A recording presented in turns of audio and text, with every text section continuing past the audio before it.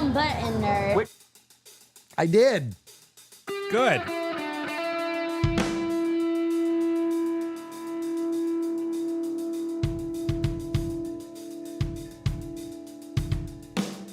Uh-oh. You going? Oh, yeah, there it is. Hey, there we are.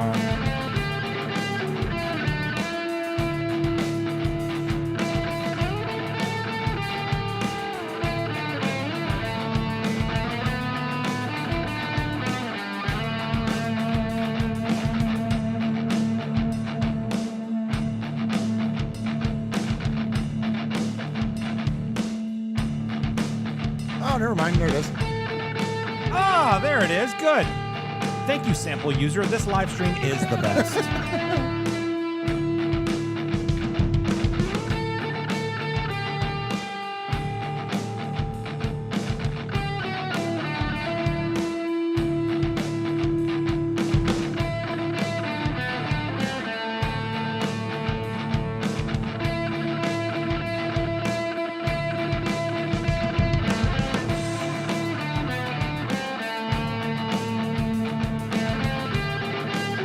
Come on, YouTube.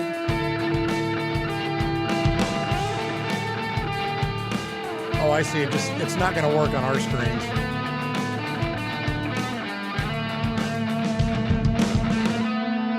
Yeah.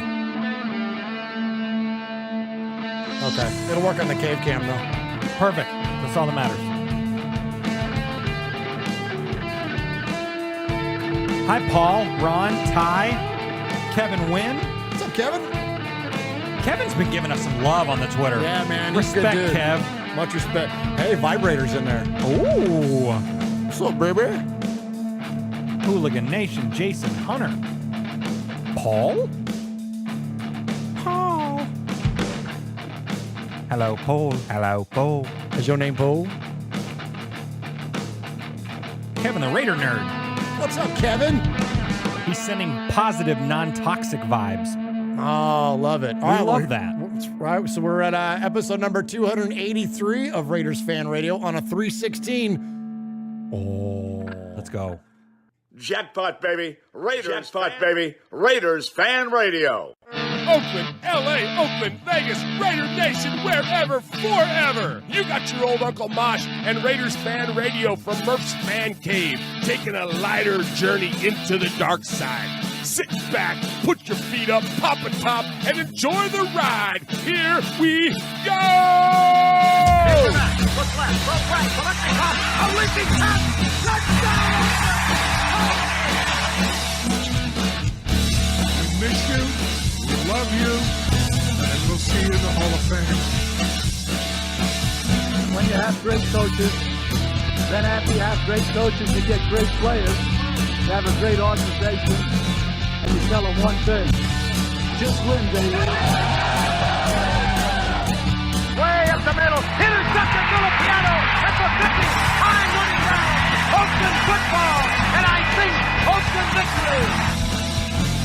The Oakland Raiders have scored on the most zany, unbelievable, absolutely impossible dream of a play. Well, I love this team. I think this team can win. I think this team can win.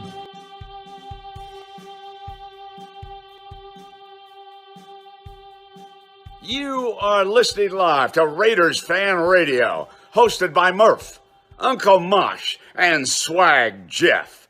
Take it away, guys. Why, thank you, Brent Musburger. What is up, Raider Nation? Your buddy Murph back once again for what we trust will be a fantastic episode of Raiders Fan Radio, episode number 283 of Raiders Fan Radio, coming to you live from the Fan Cave. Yeah, 283 on, Jeff, 316. Oh, my gosh. Heck yeah, bro. That's right. 316 is what I said. That's today's date. And that's the bottom line. No, you got to keep hitting it. Oh, so, well, I did it a few times. Yeah, well, you got to keep it going. That's how the joke works. That's what I'm trying to explain to you. That the joke is that you keep talking.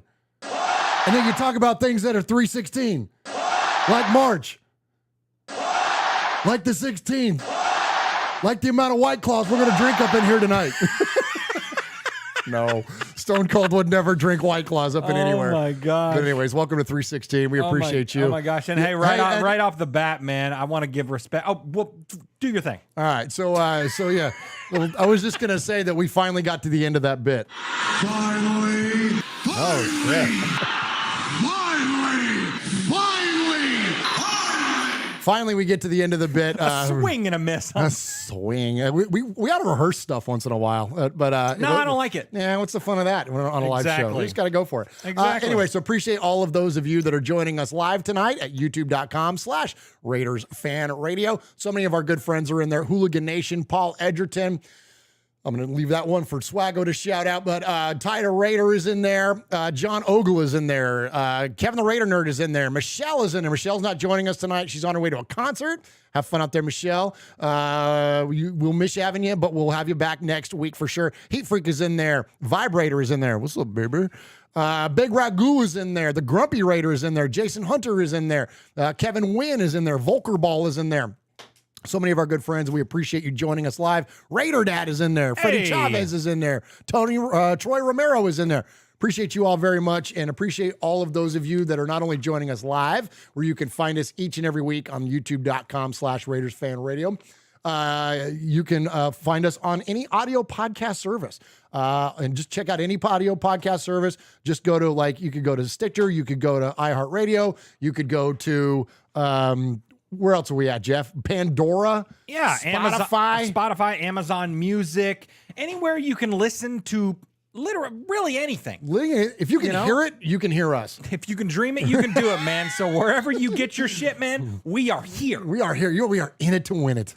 Oh, we are in it to win it, man. What says Mark Davis. What was the other one that you said? That was so if you fun. can dream it, you can do it. You can dream it, you can be it. That's it. That's it.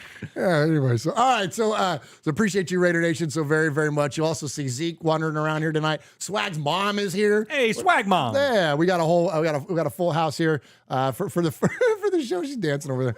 Yeah, she is. So, anyways, appreciate you, Raider Nation, and I appreciate the guy that adorns the Western Annex of the Murf's Fan Cave desk. He is my best friend and yours. He is Swag Jeff. Well, yeah. It's started and profiling. What up, Yeah, he is. Swaggo? Oh my gosh, I'm so fired up, man. We've been doing rundowns for a little while now, but I mean, It's been 31 days since we've done a live show. to the day, To right? the day. It's been 31 days. Holy cow. Yeah, isn't that crazy? That's crazy, man. And Yeah. I've lost a bunch of weight. Yeah, you've lost 30 pounds I've in lost that 31 pounds days. in 31 days, so I'm feeling good, all that good stuff, man. I'm fired up, ready to go. You know, Raider Nation's been sad sacking a little bit, right? Yeah, we've been we've got some sad sad sacking, sacks. and is it, everyone can fan the way they want to fan and stuff like Yeah, that. you But fan. but we're Raiders Fan Radio, man. We take a lighter side journey into this dark side, and right. so we're gonna keep it light, because why it not? light. Because this is our passion, man. The silver and black, the Las Vegas Raiders. This is what we love, man. This is our hobby. Podcasting's our hobby. But this team is, we're all about it, man. So why be negative on the thing that we love? Like way up there, Jesus is right here. My wife and my kids are here. You are right here, and then Raider football is like right here. Right there. So I'm not gonna get pissed off. I'm good. I'm good. I don't care. I don't care what the number on the back says. I'm worried about this one on the helmet. There you know go. what I'm That's what screaming? I'm talking about. So I'm ready to roll. We are excited. We're gonna be talking about all sorts of good stuff tonight. I want to highlight some folks in the chat and tell you what you're doing right here. So I want to highlight first and foremost, right off the top, Foxy Scorpio says, "What a better way Foxy. to spend some of my refund check." Woo!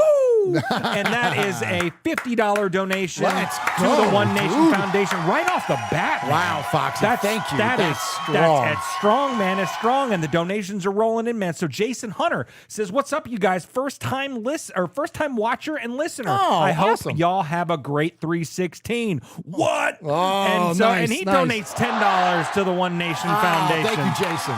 So absolutely. And then of course our buddy Tyler Raider in there says, "What? stone cold with a $10 donation as well. And then Hooligan Nation says anyone needs some used jerseys, Raider Nation for life. And that's the truth. So, hey, we got that Darren Waller on sale now. No kidding, man. So that's 50, 70, 80, that's $90 right here at the very top of the show. Look at that. And right here at the top of the show, I'm going to talk about what they're actually doing What tonight. are we doing tonight? So thank you each and every week, first and foremost, for the donations to the One Nation Foundation. We realized we could raise money doing this thing, so we decided we wanted to give every bit of it away. Back in 2020, we made it official, 501(c)(3), the whole deal. We're an official nonprofit, the One Nation Foundation, that gives to different Raider-related charities. We're going to be branching out a little bit more this year because we're predicting, 15 grand is our goal, right? So 10 we did last year. We didn't think we were going to get it, but we rocketed past our goal of 8,000. We got to 10.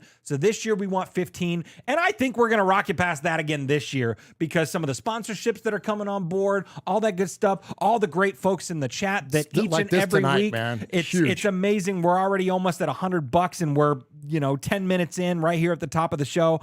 But the One Nation Foundation is an amazing thing, and every donation, every cent, every dollar, all that, we greatly appreciate it. But tonight, there's a little bit of extra stank on it. You know what I mean? Yeah, because tonight, so each and every $10 donation tonight gives you one poker chip into the running to win this signed Davante Adams jersey, man. So holy cow, man! The summer of swag, it's come early this year, man.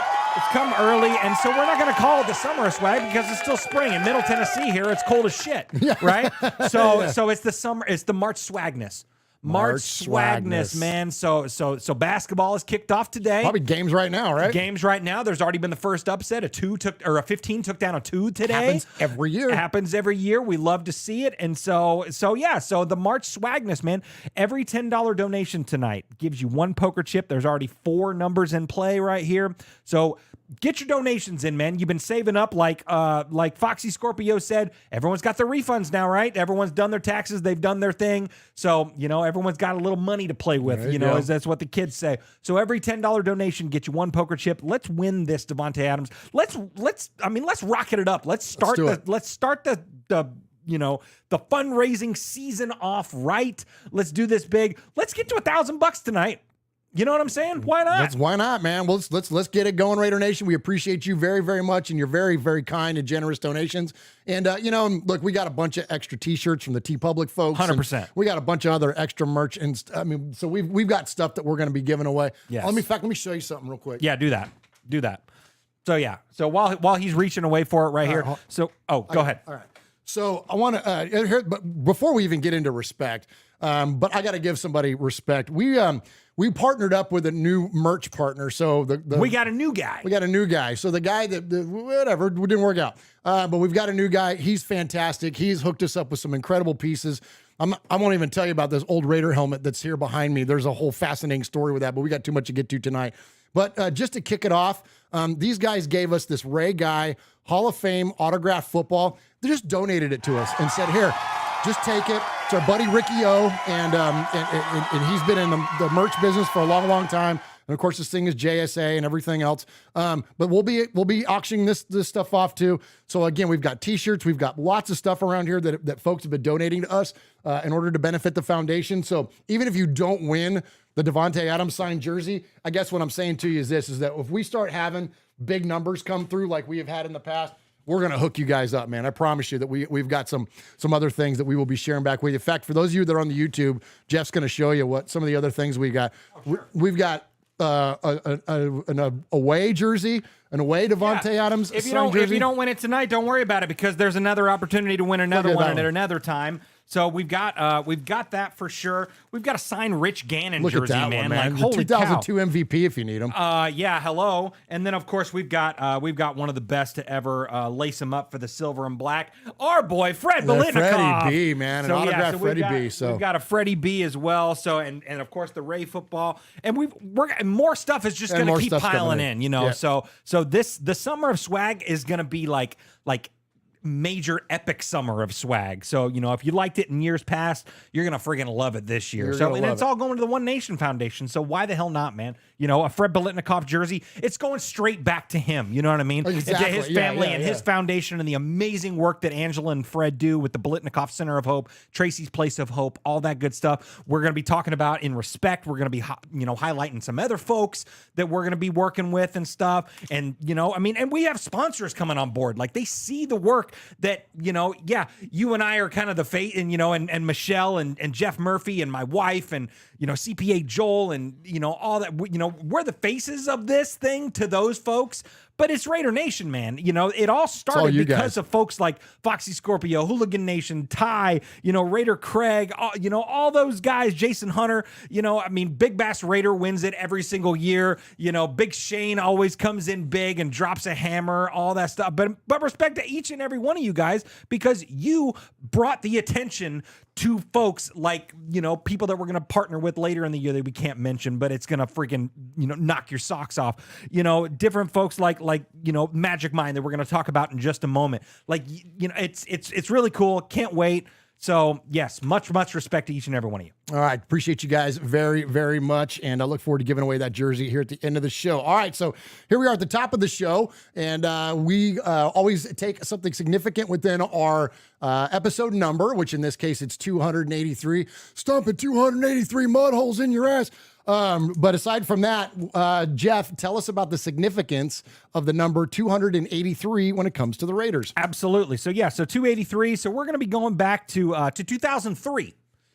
Okay. Right. So 2000. Not bad. No, it's not. It's not bad, and it's even better because it's early 2003. Okay, right? Perfect. Before we started having injuries. Yeah, way before. Yeah, early, like January. So January. Oh, the best part of 2003. We're going to January 12th, 2003, and we're going to be Derek Brooks showed up. Well, there you go. So we're going to be highlighting a guy that we have a signed jersey for tonight. We're going to be highlighting Rich Gannon. Rich Gannon. So, so 2002 NFL MVP. That was his season, right?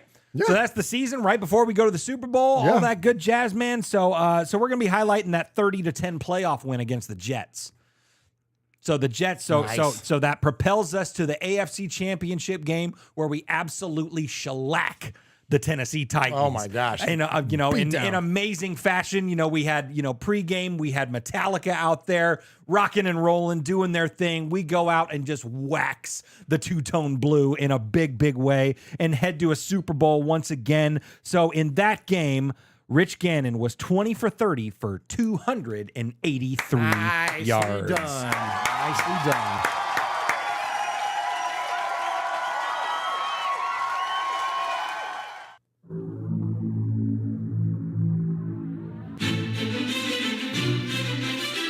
Patrick Claybon with NFL Network here. Hey folks, I know 3 things you might like. Do you like football? Do you like the Las Vegas Raiders? Do you like listening to things? I'll add a 4th. Do you like swag? Yes. Well, here we got Swag Jeff, Murf, Uncle Mosh. This is Raiders Fan Radio. I appreciate all of you that are joining us tonight, all the folks that are in the chat room live tonight. Central Cali Grizzly Raider says, Murf, I miss watching Mondays with Mikey and Murf, the freestyle and whatnot. Bring it back. Yeah, man. One of these days, Mikey and I are going to get back together on a show. We still stay in touch, and Mikey's a good buddy of ours, but I miss doing that show too. Look at this guy's name, L. Brown Holio. That's pretty funny. Animal Mother is in there. Cloned Avenger is in there. Anthony Provencio is in there. Raider Craig is in there. Of course, Kevin Raider Nerd and so many of our good friends. Raider Dank Vader is in there. We appreciate you all very, very much. And Kevin the Raider Nerd says 283 could also stand for the 2 Waller 83 jerseys that he has that he's going to have to take to the Goodwill or something like that. Yeah, donate them. That's what I always say. Don't burn your jerseys. Don't whatever. Just donate them. Let's see. Dave Maxfield is in there. We appreciate you very, very much. All right, so gosh, Jeff, so we had a lot going on today, and one of the things that we do before the show starts is that we have to do a lot of prep. and it takes a lot for us to get locked into doing prep. And one of our new sponsors to the show, the good folks at Magic Mind, have supplied us with a lot of their little capsules, or not capsules, but their little bottles. And they're not, I wouldn't even call it an energy drink. It's more just like a productivity It's one drink. of my new best friends. Oh my gosh. You're like, really, you take it in the morning with your caffeine. It really helps you lock in, helps you get to that flow state, as the kids say. Stuff is great. I've been taking it every day, and I love it. It's made with all natural organic ingredients. It's not loaded with caffeine. You don't get any like jittery kind of thing. It just kind of gives you a nice steady little hum throughout the course of the day. We're going to have a link in the show notes, so you can go on there, hit the link, and be able to get your own Magic Mind. And again, it's chock full of all kinds of good stuff. I like the cordyceps mushrooms. Oh, yeah. Just because I like The Last of Us, and I think it's funny. And then I can attest to you, Raider Nation, that you won't turn into a zombie and it won't possess your brain. I kind of got a kick out of that it's got cordyceps mushrooms. Yeah, absolutely. I love the ashwagandha because I can experience a little bit of anxiety from time to time. I'm in sales, so I'm rocking and rolling. Got to stay on the money all the time with that. But I'm also raising babies, and I'm married to a beautiful, beautiful wife. But life can just get stressful, and it's busy, man. And then on top of that, you add podcasting with my best buddy right here. There's just a lot of stuff to juggle, man. So Magic Mind, I take it with my coffee first thing in the morning, and I'm drinking less coffee, which is great because, before I found Magic Mind, I'm drinking, 2 pots of coffee a day, and I'm, like this right here at about 10 a.m. So now, like Murph said, I'm locked in all day, man. I'm ready to go. So yeah, but the ashwagandha, it's all about stress relief, right? And and we need that as Raider fans. We need it as Raider fans, and really, I could have used another one because yesterday I was fighting with folks on Twitter because Twitter is just bananas, man. So I'm just we're going back and forth. So I need probably should have taken maybe a supplement shot or something like that. But yeah, Magic Mind, it's absolutely incredible. We will post the link in the description of this video. Yep. But also magicmind.co/Raiders Fan Radio. Murph, tell them about it. Yeah, it's magicmind.co, so you can go on there, and if you get a if you get a subscription, you get up to 56% off. If you just do a single order, then it's 20% off of your order, and our promo code is Raiders. It's RAIDERS, Raiders. Go to magicmind.co. Lock in, baby. Let's go.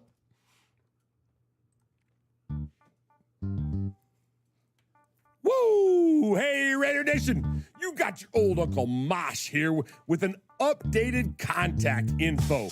So sit up, zip up, shut up, and pay attention. You can call us at 909-345-3346, or as Murph would say it, 909-345-3346. How about emailing me? You want to email me? Hey. Email me at show@RaidersFanRadio.com. Or what about reaching out to us on some of that social media stuff Swaggy likes? Try Facebook at Raiders Fan Radio Podcast, the Twit at Twitter at Raiders Fan Radio, Insta something, Instagram at Raiders Fan Radio, the tiki-tiki-taki-talk, TikTok at Raiders Fan Radio. Or what about the Twitch? Some of you out there twitching. Anyway, Twitch at Raiders Fan Radio. Or if you don't like that, go to the YouTube. America, go to the YouTube. YouTube.com/Raiders Fan Radio. Oh my God, if that wasn't enough, go to your podcast provider and search Raiders Fan Radio. Holy crap, that was a lot.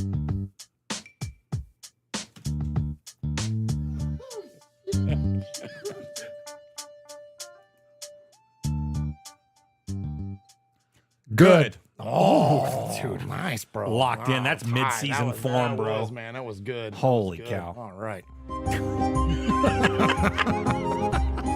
So stupid. Murph, Swaggy J, Nation, it's time for a little respect. Respect ain't bought, it ain't sold, it ain't demanded, it ain't negotiated, it's earned. And without blowing smoke or giving shameless plugs, we want to say salute and much respect to the following folks.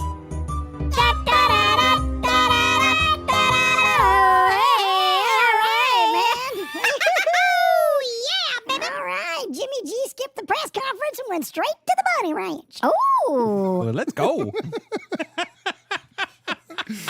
All right, so we're going to be talking plenty about Raider news coming up shortly. Although we just did a rundown, we really got pretty caught up around here. We did. For the crowd out there that says you guys won't talk about the Raiders. We talked about the Raiders last week. And after tonight, we might be raided out for like a couple hours. Well, yeah, exactly. Yeah, like literally the Waller thing happened like while we were recording. Like it was crazy. But anyways, we've got a lot to get to. I promise you, we have all the Raider talk you're going to ever want to hear, but we definitely want to get to some housekeeping first. And wow, here come the donations. Yep. So for those of you that have joined us late, we're giving away a signed Devontae Adams jersey tonight. Every $10 you donate in the super chat gets you a poker chip, and we're going to draw at the end of the show to see who wins that jersey. So every $10, so Big Grissom in there with $1.99 says, Jeff, where'd you get that shirt? Go ahead and round him up one. Because he may not have known. So I'll round him up one. I'll pitch in the other $8 for him. You got a poker chip. Pineapple in there, though. Let's go, Pineapple. Thank you so much. $50 donation. That is 5 poker chips. He says, aloha, RFR. Let's kick off the 2023 season. Amen. Hey, and so we're officially kicking off season 12 of us podcasting around here. Which is unbelievable. Yeah. And so we appreciate you, Pineapple. Those big donations, none of the donations get lost on us, and our foundation is nothing if not without the generosity of Raider Nation. You guys rock. Thank you so very, very, very much for that donation. All right, so speaking of the foundation, I want to give respect here at the top to somebody else that we're going to partner with. We talk a lot about the people that have partnered with us that are driving the monetary component of our foundation. Well, we're going to go the other way with this one. And I want to amplify the Raider Dad folks and Josh at Raider Dad.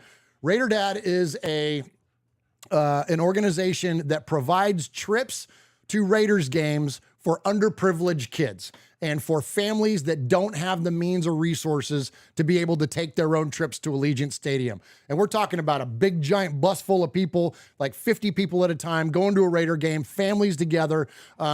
It's called Raider Dad, but don't let it fool you. It ain't about dads, it's moms and dads too. And it's about gathering of families and creating unique experiences and opportunities for folks that normally wouldn't have the opportunity to do that. We are going to give, they're going to be one of our newest partners that we're going to look to give to through our foundation. We're going to sponsor one of these outings for the entire group of folks to go. Game tickets, transportation, t-shirts, food, all that stuff. We are going to sponsor one of those events this year, probably for the preseason. And so I just want to respect the work that Josh is doing and the work that he's doing. We one of the things that we love about Raider Nation is the community involvement and the ways that we lift up those of us, in not only this community, but outside Raider Nation even. But to see somebody doing it like this on the ground in Vegas is fantastic. So we can't applaud you enough, respect you enough. Good job, Josh and the Raider Dad folks. Man, we've got I'm going to go ahead and finish. I'm just going to finish respect and then jump into the donations because they're flying in now. One more I want to give. Well, we got 2 more. One more the next one, I'll say that I'd like to give respect to is Professor Theodore Butrin. Yeah, Professor Ted. We haven't talked about him in a minute. Been a minute. It was before COVID. Professor Ted reached out to me to talk about the significance of sports tattoos. And I have a few of them. I have show tattoos. I have a Raider shield up here and get made, whatever. So I have a bunch of Raiders related and show related tattoos. And so the being the subject of this study, he was basically doing a, social profile of people that got sports tattoos.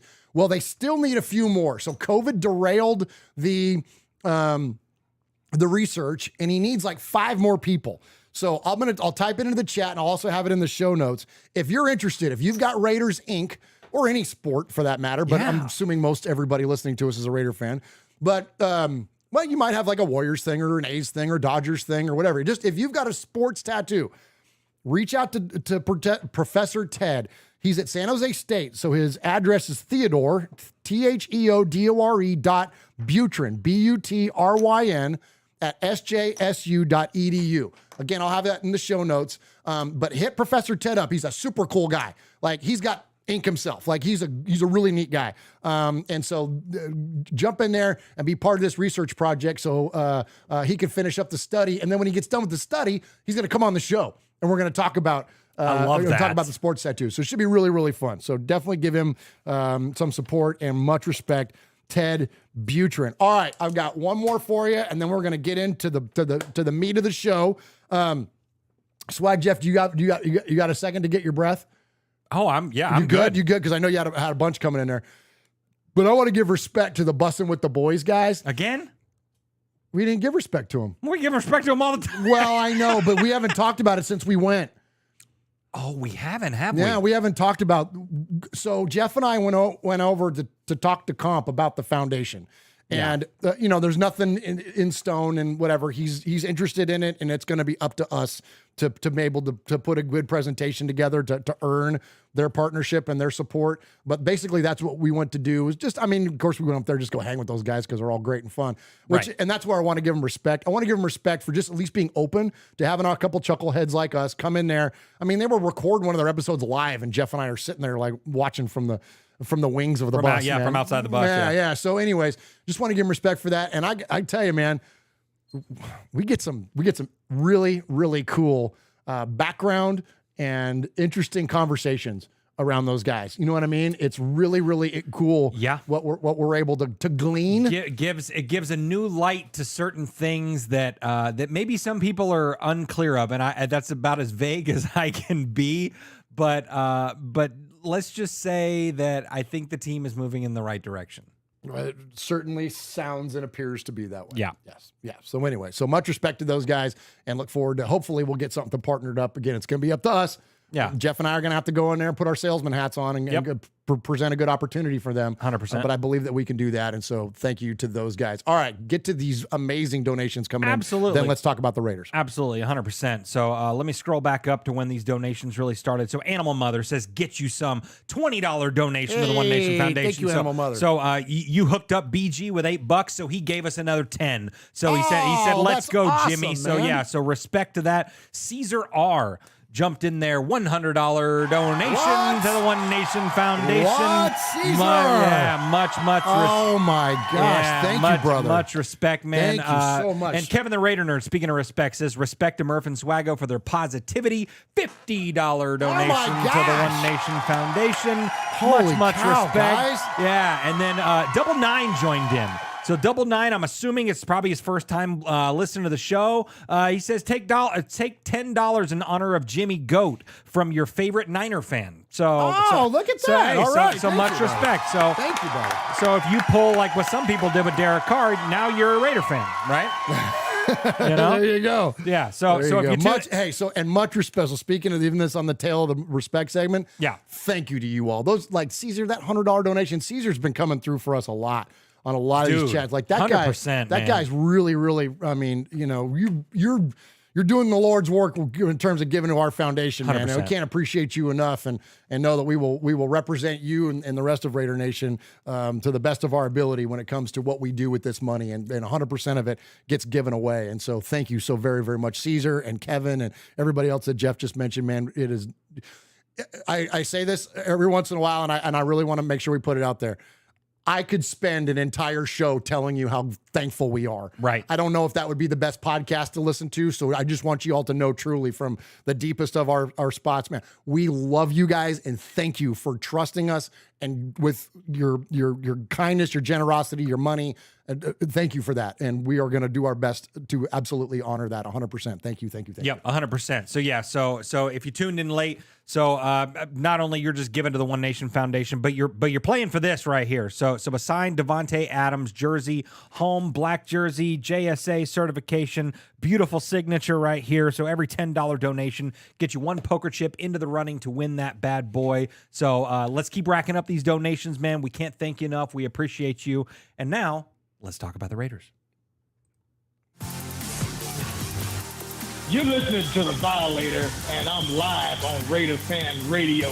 Where you at, baby?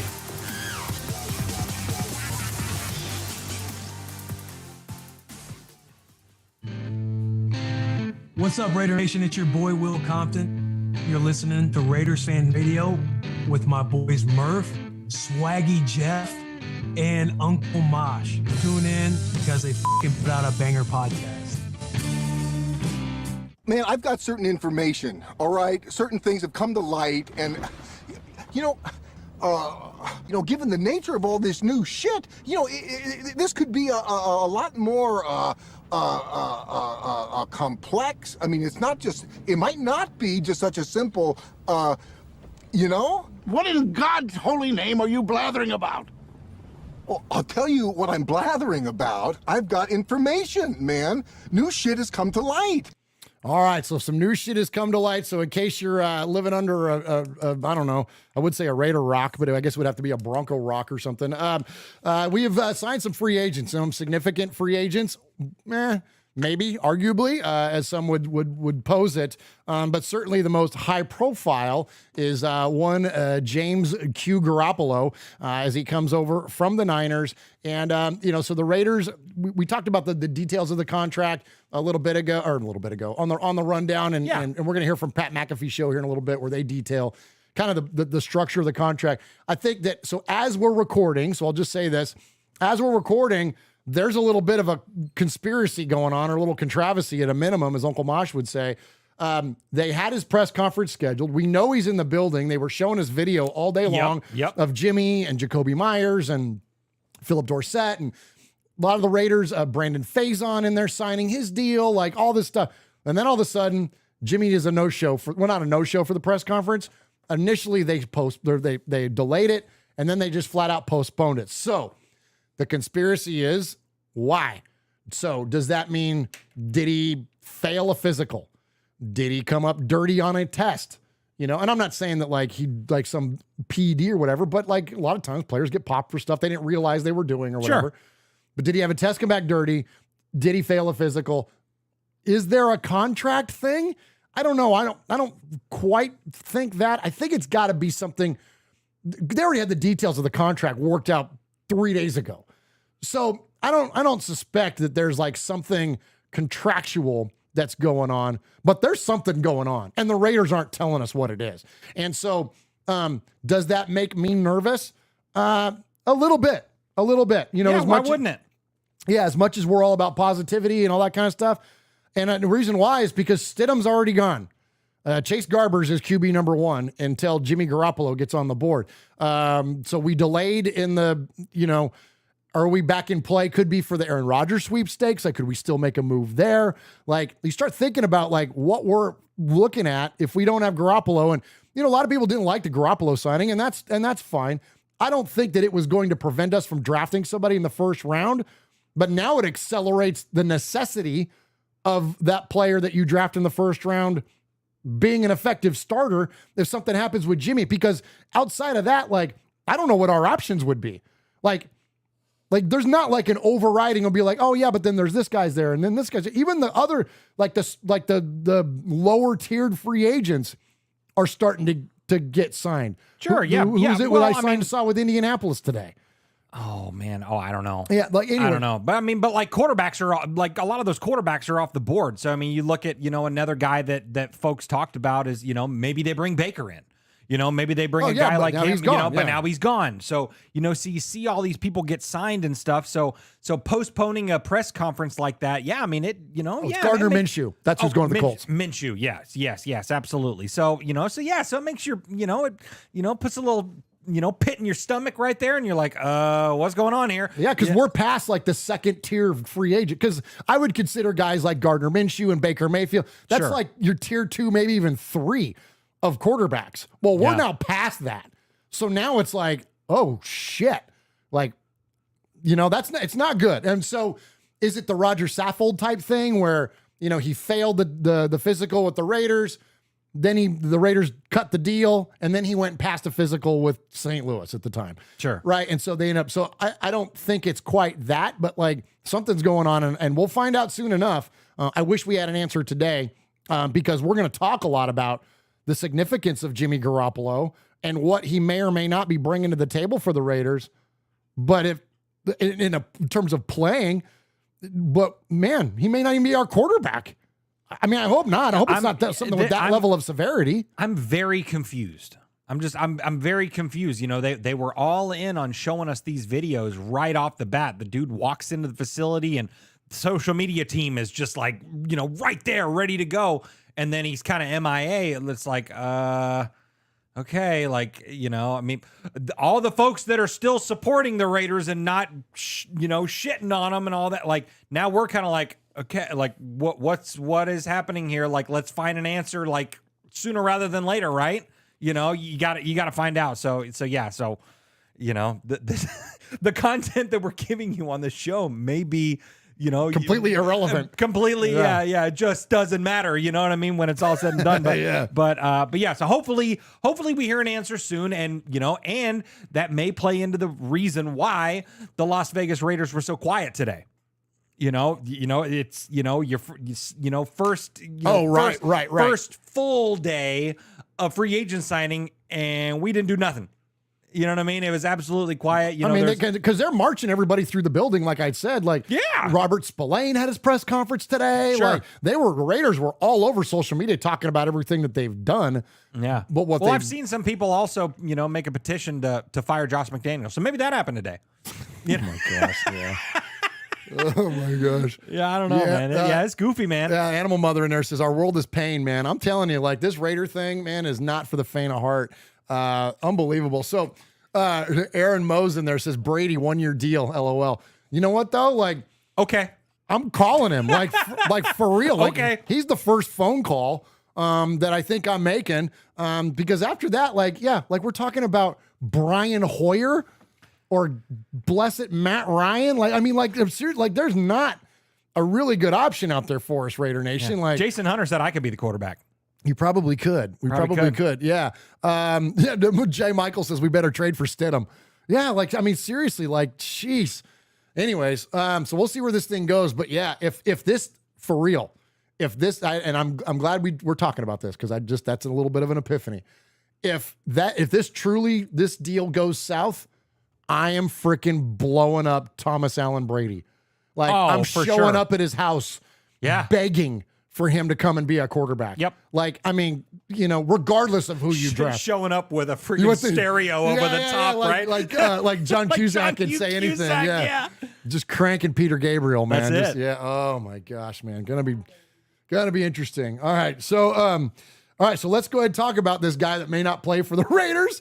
Let's talk about old Jimmy GQ. And this I thought was really interesting. Okay. So we've had our fun at the expense of the Carr brothers because of just kind of their overall demeanor and way that they conducted themselves as Derek's time with the Raiders came to a close.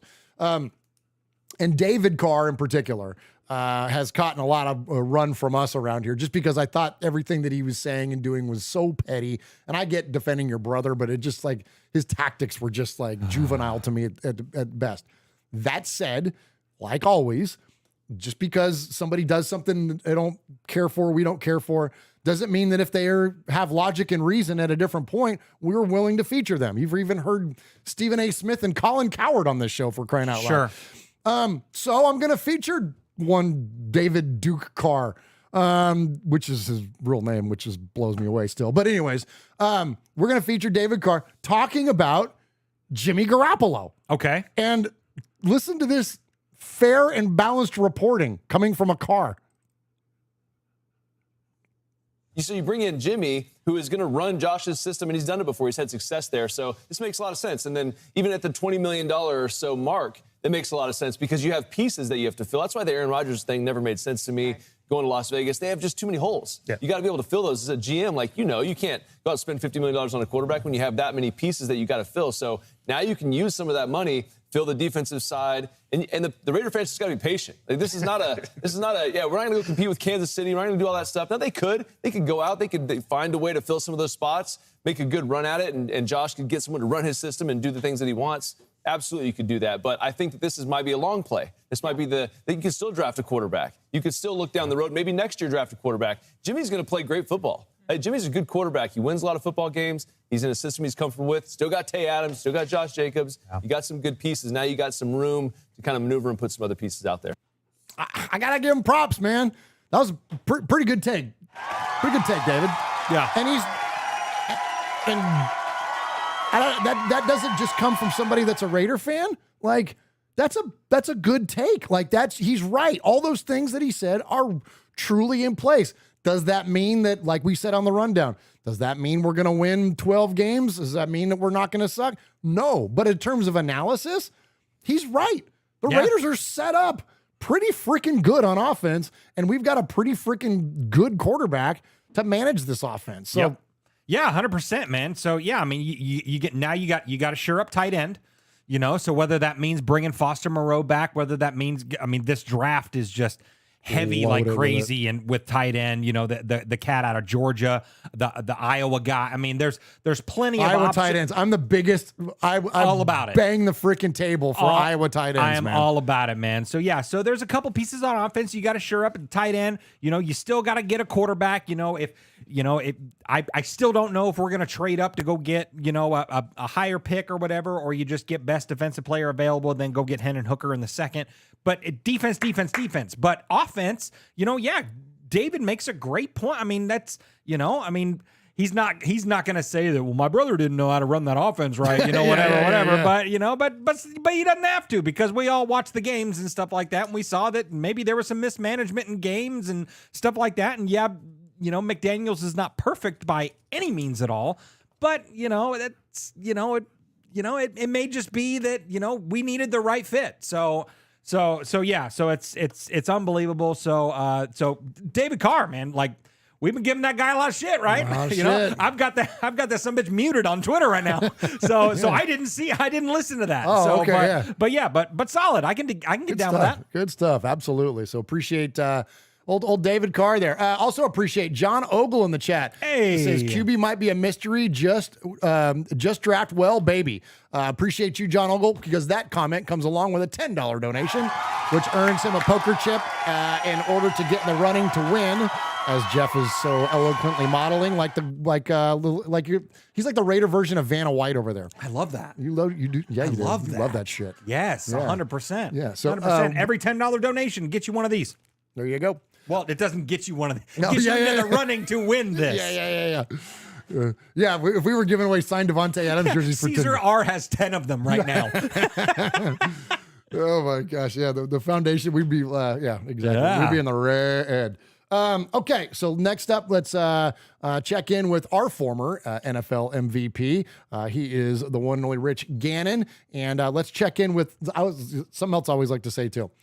I trust former players and coaches' opinions way more than I trust my own. 100%. So even though my own fan brain, though the eye test, whatever, I can formulate opinion-wise, even critically think my way through a thing in terms of an opinion, I trust a guy like Rich Gannon way more than I trust me. Yes. And so I like to check in with these guys and see what they have to say. So let's check in and see what old Rich has to say about Jimmy Garoppolo. I like the deal for both parties, Bruce. I think the Raiders, as you mentioned, I think when you look at those numbers, 3 years, $67.5 million, I think it's, I don't want to say it's a bargain, but I think it's a really solid number. I think it allows the Raiders to continue to look at ways to improve the depth and talent at that position. I don't want to refer to Jimmy Garoppolo as a stopgap guy, Bruce, but he's been a winning quarterback. I just saw something from Mike Tannenbaum and said in the last 3 years, Jimmy Garoppolo has led the National Football League in yards per attempt at 8.3. His record as a starting quarterback, he's 40-17. He's led his team to a Super Bowl appearance, multiple playoff appearances. He's thrown more than twice as many touchdowns as interceptions. He's completing his career completion percentage is just under 68%. If you give him a good offensive line and a good supporting cast, he can put you in a position where you have a chance to not only be competitive, but have a chance to win each week. And, you know, if you go back to that Super Bowl run in 2019, Bruce, he was 13-3 as a starter that year. He played, really had a phenomenal season. He's cut down on the interceptions. And I just think that this was a good signing. He's got history. He spent the first 3 years of his career in 2014, 15, and 16 in New England with Josh McDaniels. So there's some history there. They know one another. And I just think this is a good opportunity for the player to get with someone who he knows, who he respects, who he enjoys working with. And I think it's also makes sense for Josh McDaniels that you're not starting over. You know, you can basically have him come into the building and spend a couple of days getting him caught up to speed. I mean, the terms, the concepts, the verbiage, it's going to be very similar to what Jimmy was used to with the Patriots back in 14, 15, and 16.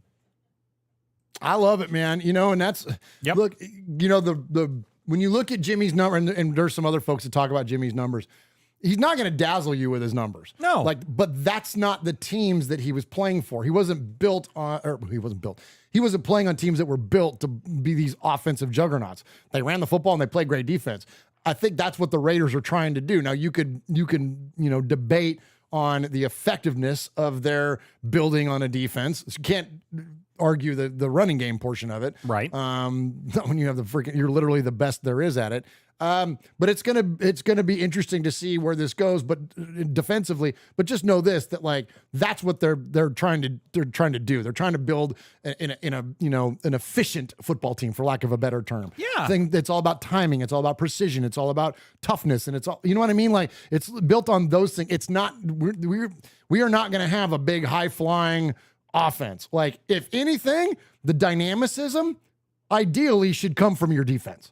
Well, That's sure. what, and again, you look at those Niner teams, it's Bosa, it's Fred Warner. It's that's where your dynamic players are. Yes, you have Deebo Samuel too, who's a unicorn. And that's the thing too.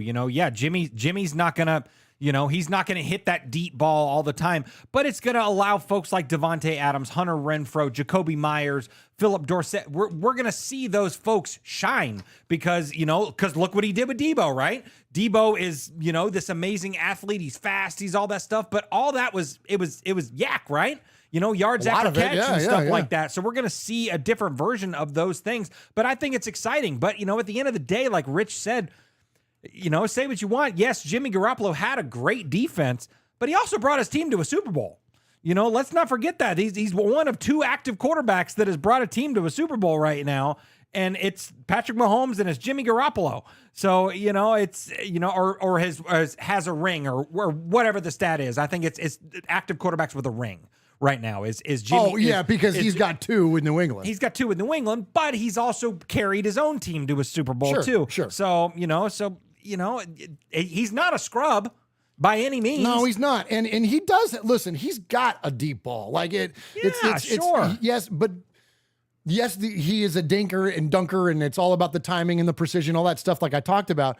But that's because that's the way that Kyle Shanahan's offense is built. It's not because Jimmy can't do a thing. Right. It's because that's not what he's supposed to do within that thing. And so let's not, misconstrue what it actually is. Because I think that if called upon, if Philip Dorsett is running 10 yards past the defender down the middle of the field, Jimmy can get him the ball. It's not 100%. like, but I want to pick on Jalen Hurts, but like that pass in the Super Bowl. Yeah, that was tough. Yikes. But you know what I mean? But it's not like he's got a good arm. It's just not, that's just not what it was, that offense was designed to do. Well, sure. Well, I mean, I've heard that complaint about Derek Carr, right? He can't throw the deep one. He doesn't go deep. He always checks down, all this kind of stuff. But when he had to, he was hitting Devontae Adams in stride. So, and Jimmy can do the same thing, right? He's an NFL quarterback, right?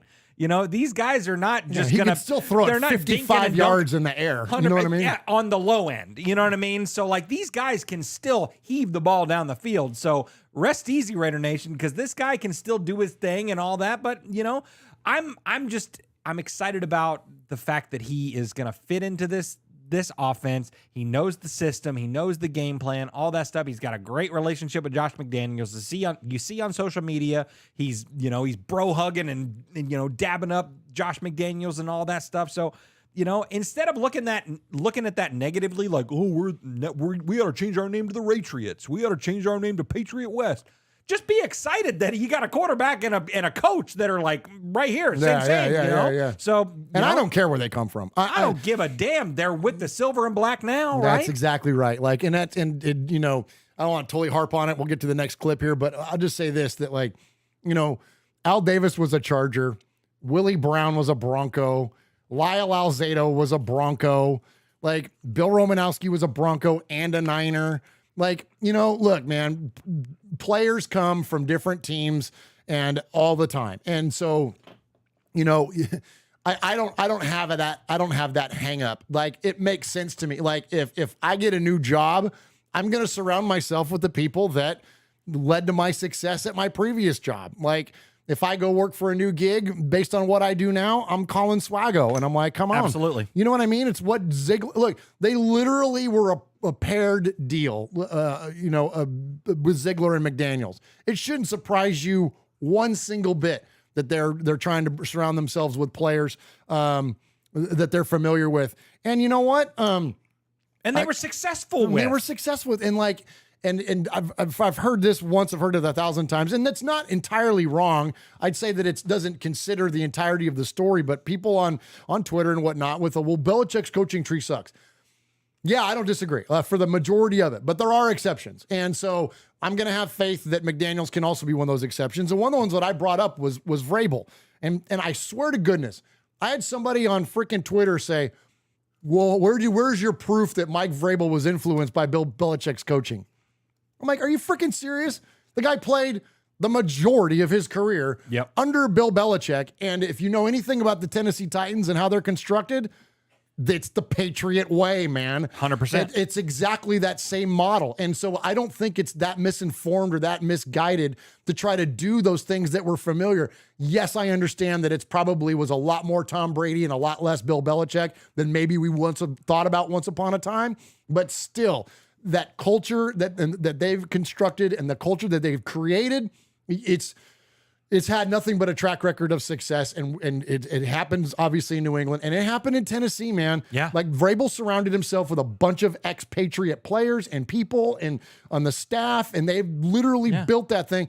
And they went to the AFC Championship game 2 years ago. They were a sniff away from the Super Bowl. And so, you know, and now and probably would have been this year had they not have traded away A.J. Brown and done all their craziness and all that stupid stuff. But, you know, I mean, that guy is front office wise, they're dopey. But coaching staff wise, one of my favorite coaches in the NFL. I'm telling you, and you know, and we talk about some of the information that we hear from some of the folks that we chat with. Vrabel and his coaching staff are freaking top notch. Top notch. Anyways, I said that to say this, that is translatable.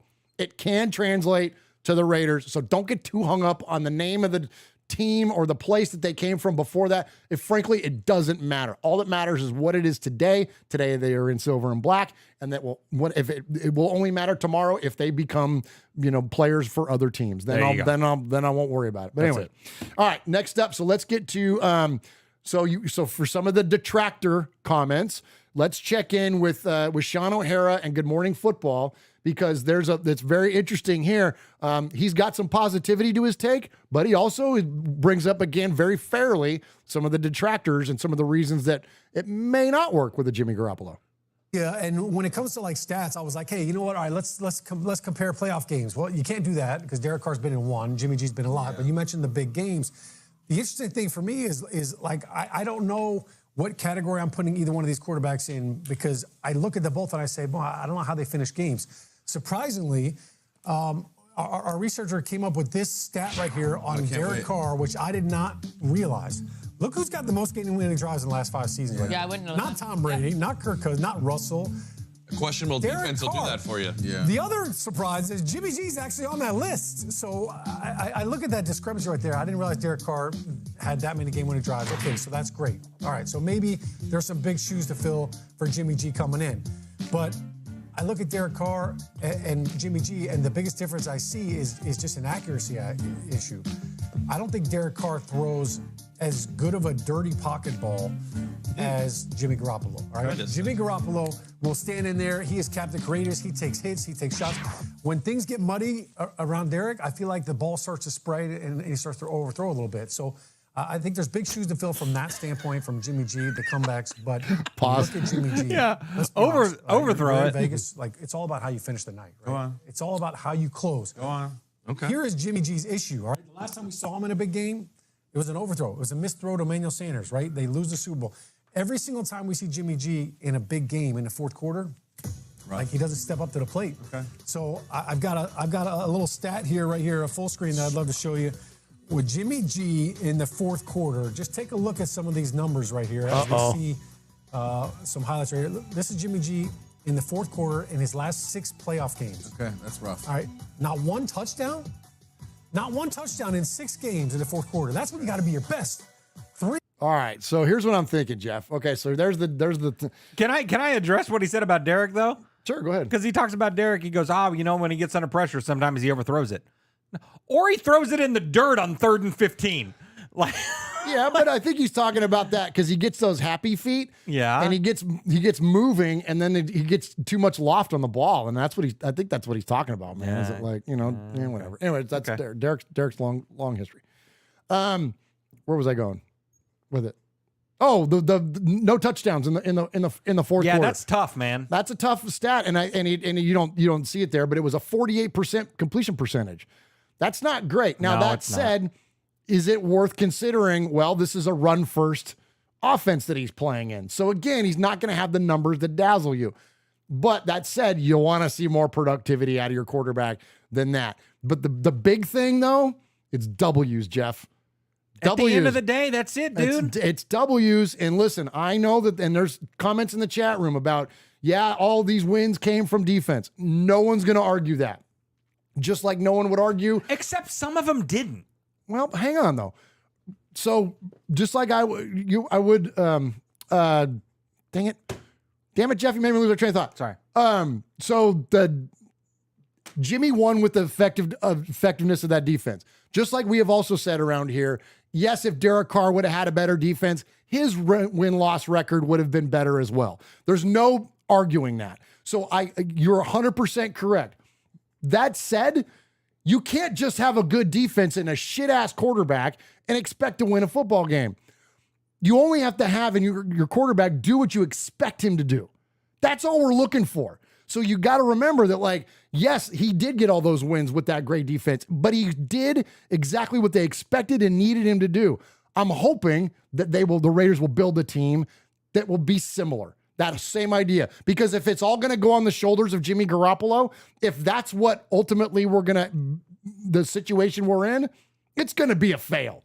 And that's not me being a negative outlook. That's me just telling you, if you put the game in the hands of Jimmy Garoppolo and that's it, and just have the same old shit defense we've always had, we're going to win 6 games again. Yeah. I mean, you're absolutely right. So, but we still got a lot of time. They're not going to stick with this same group.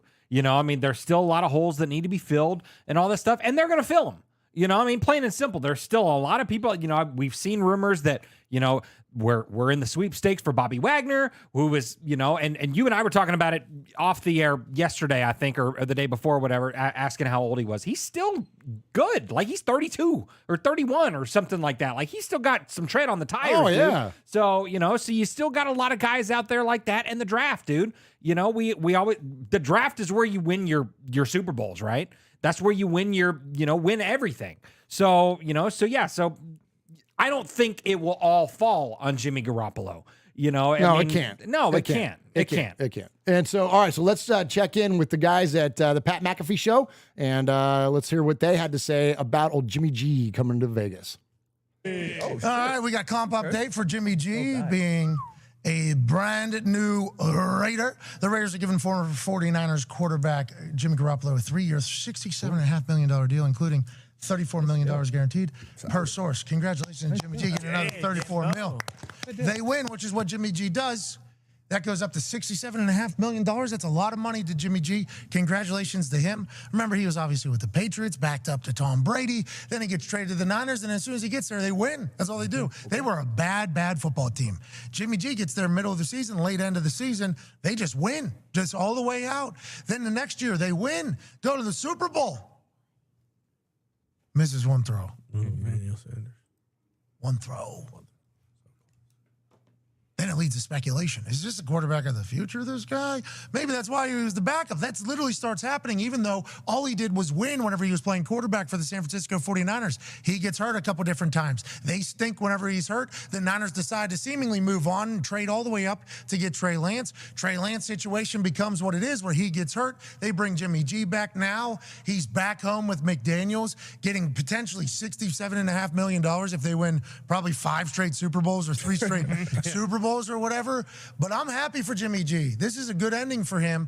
And I hate the fact that you have a conversation with a team that maybe needed a quarterback like a week ago. You go, Jimmy G could be great. Jimmy G, what? They think he stinks. And I guess, like, if you look at his numbers, there's a valid argument for that whenever you compare it to everybody else. What is it about him that just makes him win all the time? I like winners, and that's what he does. Why is he good, and what do you think this is for him and the Raiders long term? I mean, it feels a little bit like Brock Purdy. What does Brock Purdy do? Whatever that it factor these guys have, yeah, their stats, you can try to compare them to other people, but they win, and they make everybody around them better players, and that's something you can't really measure. You can't put a stat to it, but it's a real thing. And I think when the quarterback is that guy and everyone feels that, you're going to win more games. And I think Jimmy G's that guy. All right, so I love that there. So you hear AJ Hawk, he talks about the it factor, which is that's the eye test, right? You can't fake that. And some guys have it and some guys don't. And apparently Jimmy G has it again. I trust the guys that are in the locker rooms. I trust their opinions more than ours. Yep. So he's got the it factor. We've already seen like you mentioned, the camaraderie and the things when he was in the building between him and Dorsett and Jacoby Myers.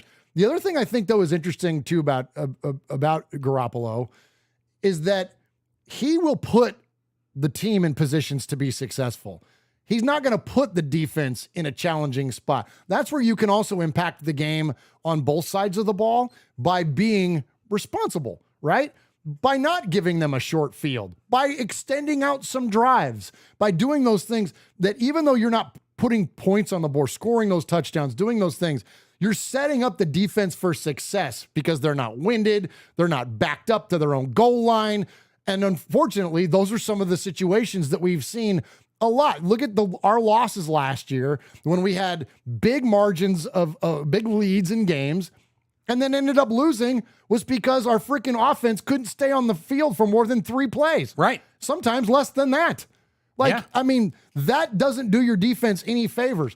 How improved is the defense? And again, this isn't blaming one person or one area, but this is that idea of complementary football. And the good thing about Jimmy Garoppolo is that even if he doesn't have the big numbers, even if he doesn't have the big touchdowns, he's not going to set up the defense to be in these incredibly challenging positions and still be in contention to win a football game. Right.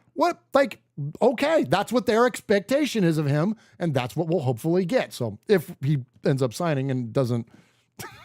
doesn't blow up. Yeah, whatever the hell he's doing. Whatever's going on right now. Yeah, well, and that's it, man. At the end of the day, I mean, the big takeaway during last season and all that stuff, and in even this offseason and all that, it was we need defense, which we do. And everyone is shit on our defense from last year. They were so terrible. But how terrible were they really? Like your point right there, when they're towards the end of the year, they didn't look that bad. Exactly. Well, that, and then also you got to think of all those times that, oh my gosh, why are we letting so many points go in? Yeah, because they just defended an 18-play drive or whatever it was, and then in 5 seconds, they got to run back out there and do it again. So you need a quarterback and defend a 30-yard field. Exactly. And that complementary football, man, we need a quarterback that is going to give the defense an opportunity to help you win the game. Defense wins championships, plain and simple at the end of the day. But you need an offense that's going to help that a little bit, absolutely. So, and Jimmy G is that guy, say what you want, yes, he is not flashy, but he's a game manager, man. He's going to know how to put the ball in the right place to at least get the ball down the field and give us opportunities to score and be successful. So yeah, I 100% agree with that. Absolutely. Good stuff there. So Elite Med Staffing in there says the team already announced he will be introduced tomorrow. Okay, so as we were talking about earlier, like all this stuff is kind of going down as we're recording live, so that's good to hear. For whatever reason it got postponed. That's great to hear that that's going to go off and that this isn't all for naught.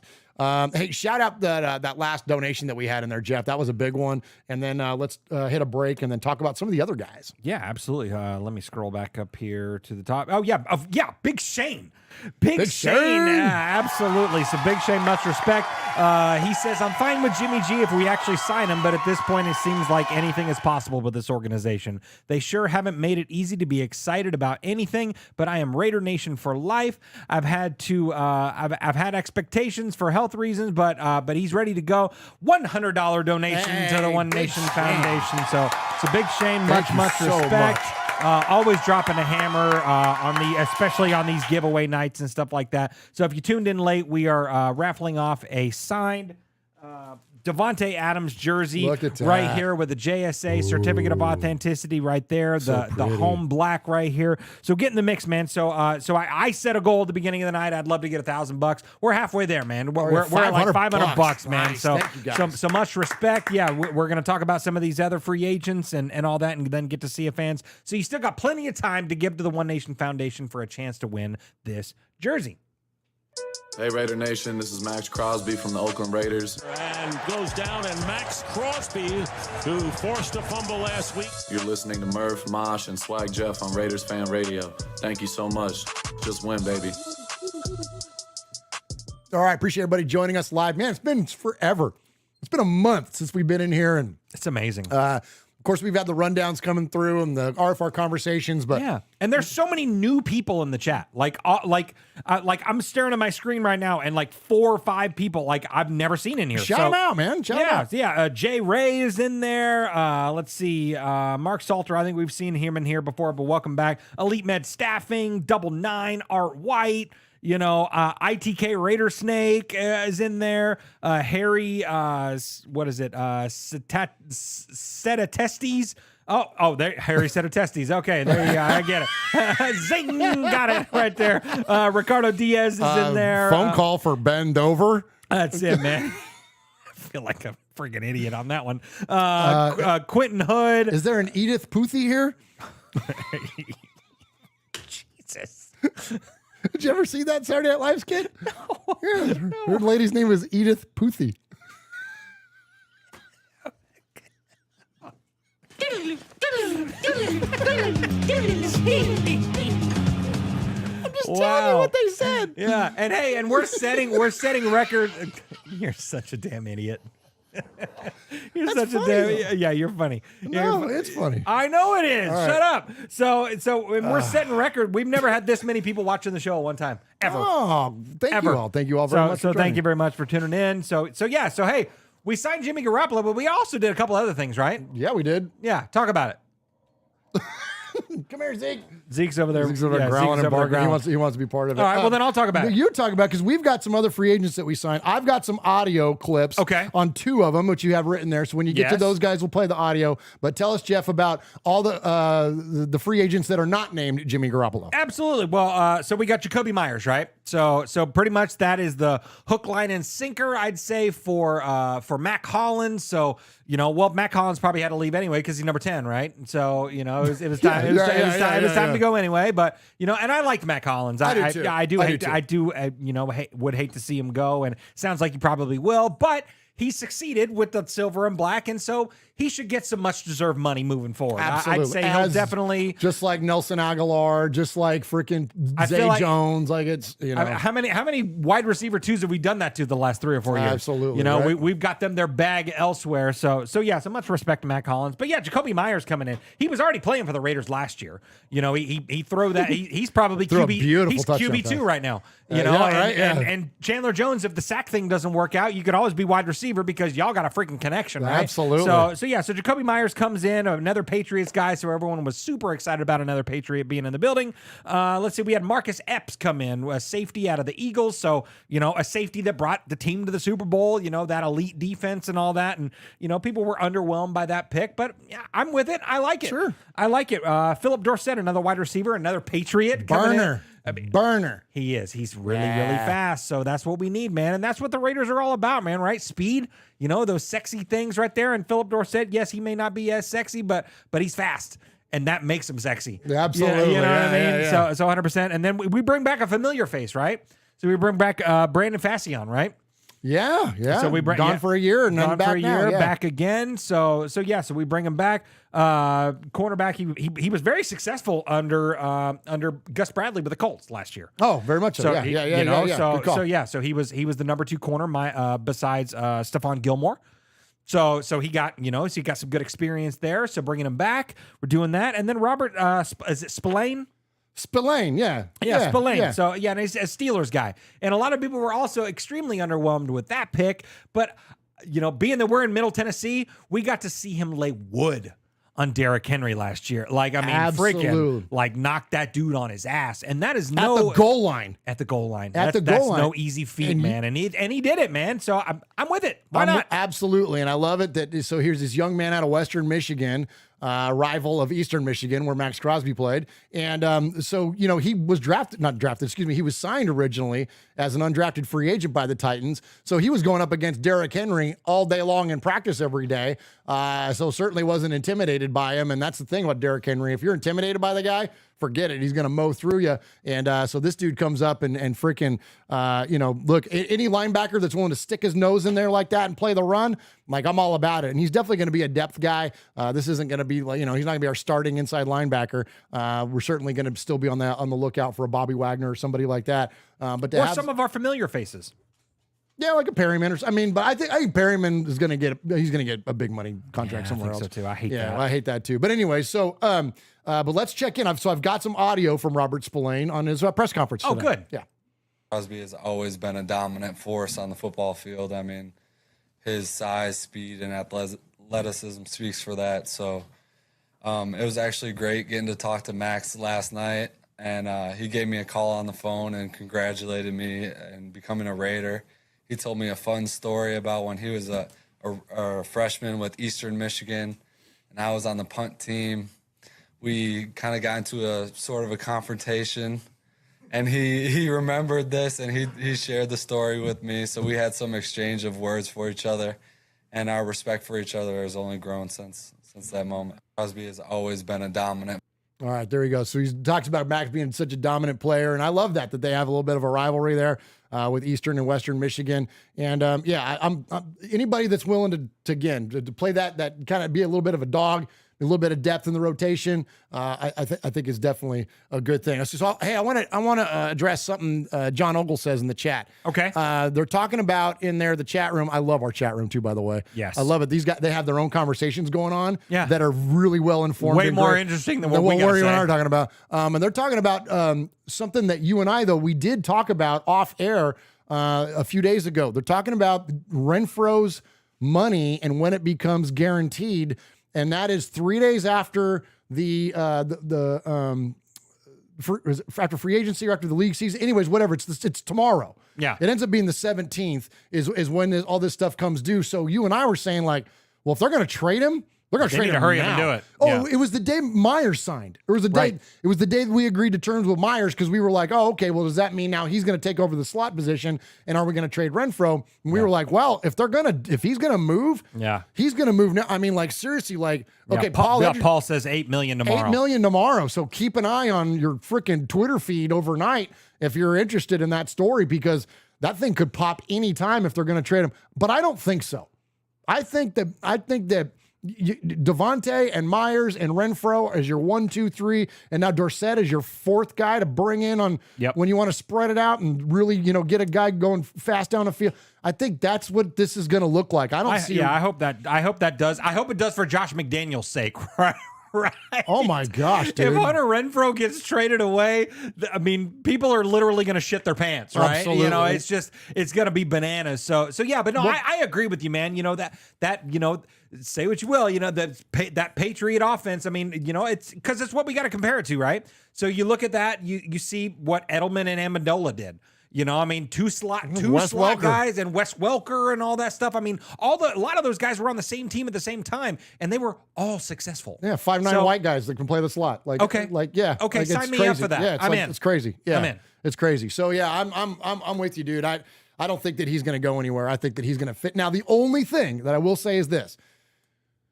And this has been, I kind of had a little bit of an epiphany on this. Okay. I think a lot of the adverse reaction that we've been getting from Raiders fans is in some of the decisions that are being made. This, for maybe the first time ever, and I mean ever, is being run 100% strictly like a business. Because even Al, had his guys. And Al could be cutthroat, and Al could be ruthless, and Al could be all those things. But he also had his guys, and he was going to take care of a lot of his guys. And you hear that, the amount of reverence that Al Davis's players had for him, whether when he was coaching or in his GMing and ownership career. So he could be tough. I mean, shoot, he told Phil Villapiano on the phone asked him about the guy he was trading him for and then told him he was traded. Like, so he did some ruthless stuff. That said, I think now, though, it's being really ran like a P&L. Right. And it's, if you're not fully bought in, if you're not fully capable, and you're not willing to and capable to produce in what's expected of you, they'll move on from you. And for whatever reason, there was a rift with Darren Waller, whether that was a personal rift, whether that was not willing to push back to get back from injury on a timely fashion, which is what I think, if we really want to look through the comments, the veiled comments from even Derek Carr, I think a lot of those were directed at Darren Waller. So there was a rift there. So he's gone. There was a rift with Carr because he wasn't bought in and questionable at times on execution. So he's gone. There's been discussion that Renfro is so much of an improviser and Josh's system is all about timing and execution and precision that those two things don't line up. Now, that said, Renfro hasn't done anything wrong, but does he not line up? If he doesn't line up 100% with what they're trying to do, I could see a scenario where they would trade him. Sure. And I would get it. I wouldn't like it. I wouldn't like that, Raider Nation. I love Hunter Renfro. He's the GOAT. But I would get it. Yeah. It would make sense. Like, if he's not, and listen, and I'm not even a fan of having your system and having to build players into your system. I'm more of a fan of, let me find out what I've got and let me construct something to take advantage of what I've already got. I'm a bigger fan of that style of coaching. Right. But that's not what we got, and no one's asking me to make any decisions. So I've got to understand and at least buy in at a certain level to what it is that this, coaching staff is doing, and that's what they're doing. So we got to try to take our fan out of it and understand the emotion-less decision-making that's going on with Dave and Josh. Yeah, absolutely. Well, and I said it on Tuesday, right? During the rundown. Let's act like we've been here before, right? Like you said, Al Davis. I've seen all these people up in arms. We're getting away from Raider football. We're getting rid of our guys. All this stuff. Al Davis traded away some of our most favorite people. People that we got hung all over this fan cave, right? They traded away Marcus. They got rid of Stabler. They got rid of Tom Flores. They got rid of Phil Villapiano. They get rid of all these guys. They traded away John Gruden. He traded Jack Tatum, Kenny Stabler, and Dave Casper to the Houston Oilers, and then beat their ass in the AFC Championship the next year. Right. Tell me that ain't some cold shit. Yeah. So let's act like fans. This is what the Raiders do, man. We get what we can while we can, and then when we decide we've had enough, bye. You know what I mean? You get rid of players at the height of their value. That's it. The end. And Why Waller was not? going to only get you a third because it was only going to get worse from there. Yeah. He was worth a second before the trade deadline to Green Bay, and we thought, well, maybe we can squeeze a little more out of him. Well, we squeezed a round out of him, right there at the end of the season. Old Stidham threw him a couple touchdown passes, and a second turned into a third. But, the guy's 31 years old, all that stuff.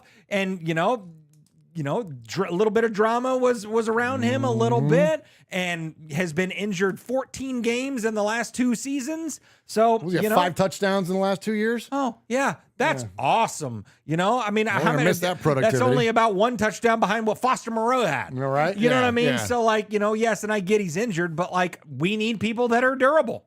And so all these people that are going to say, well, what about Jimmy G? We worked that into the contract, bro. Yeah, if he's not durable, if he ain't durable, he ain't gonna get paid, bruh.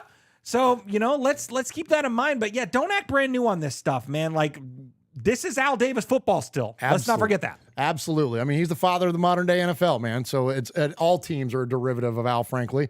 And last thing I'll say is this too: is that when it comes to contracts and it comes to rewarding players with playing time and length of contract, all that stuff.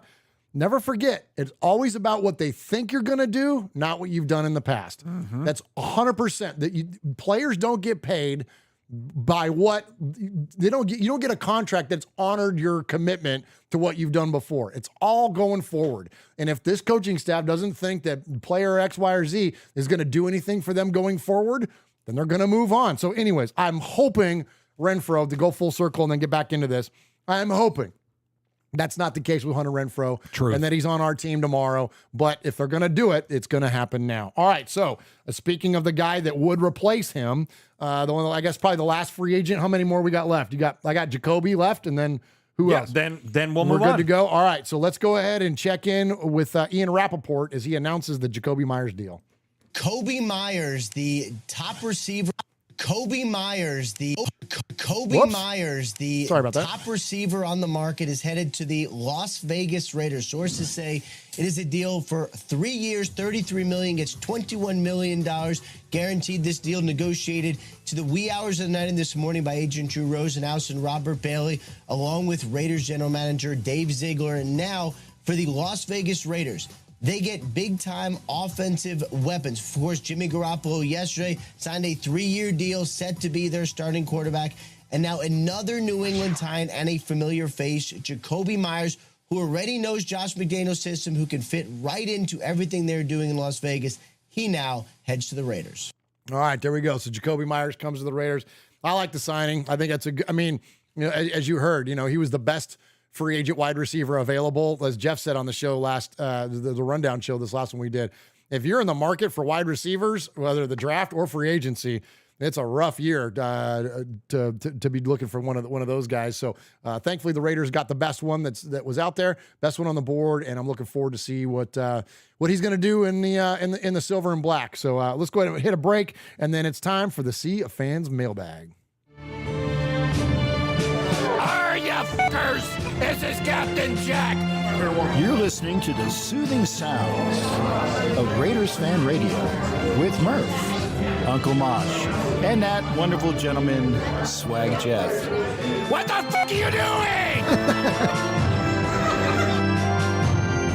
All right, hey, Raider Nomad is in there with another with a $20 donation. Appreciate you, Raider Nomad. Yes, 100%. He says, you guys rock. Always love the perspective.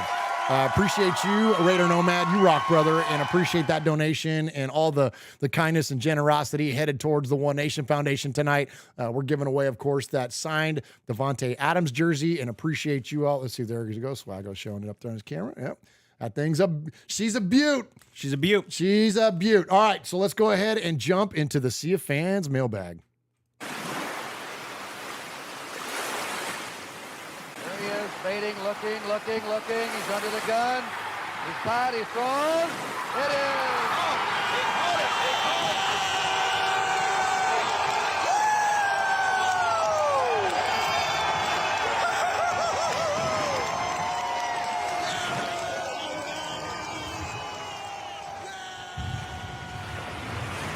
So before we jump into the Sea of Fans mailbag, we're over $500 tonight. Hey, we're over $500, nice, man. Nice. So much Thank you all. respect to Thank each you. and every one of you. The signed Davante Adams jersey, all the money we raised tonight's going to the One Nation Foundation. So get in the mix, man. We've set our goal this year for $15,000. We are well on our way, and we got some sponsors coming on too to help the cause as well. So get in the mix, man. It's not too late. We got 15 people that have donated tonight. And over $500. So get in the mix, man. Let's do this thing. Let's raise it up for the One Nation Foundation. Goes to folks like the Bolitnikoffs, like Raider Dads, all that good stuff. So get in the mix for sure.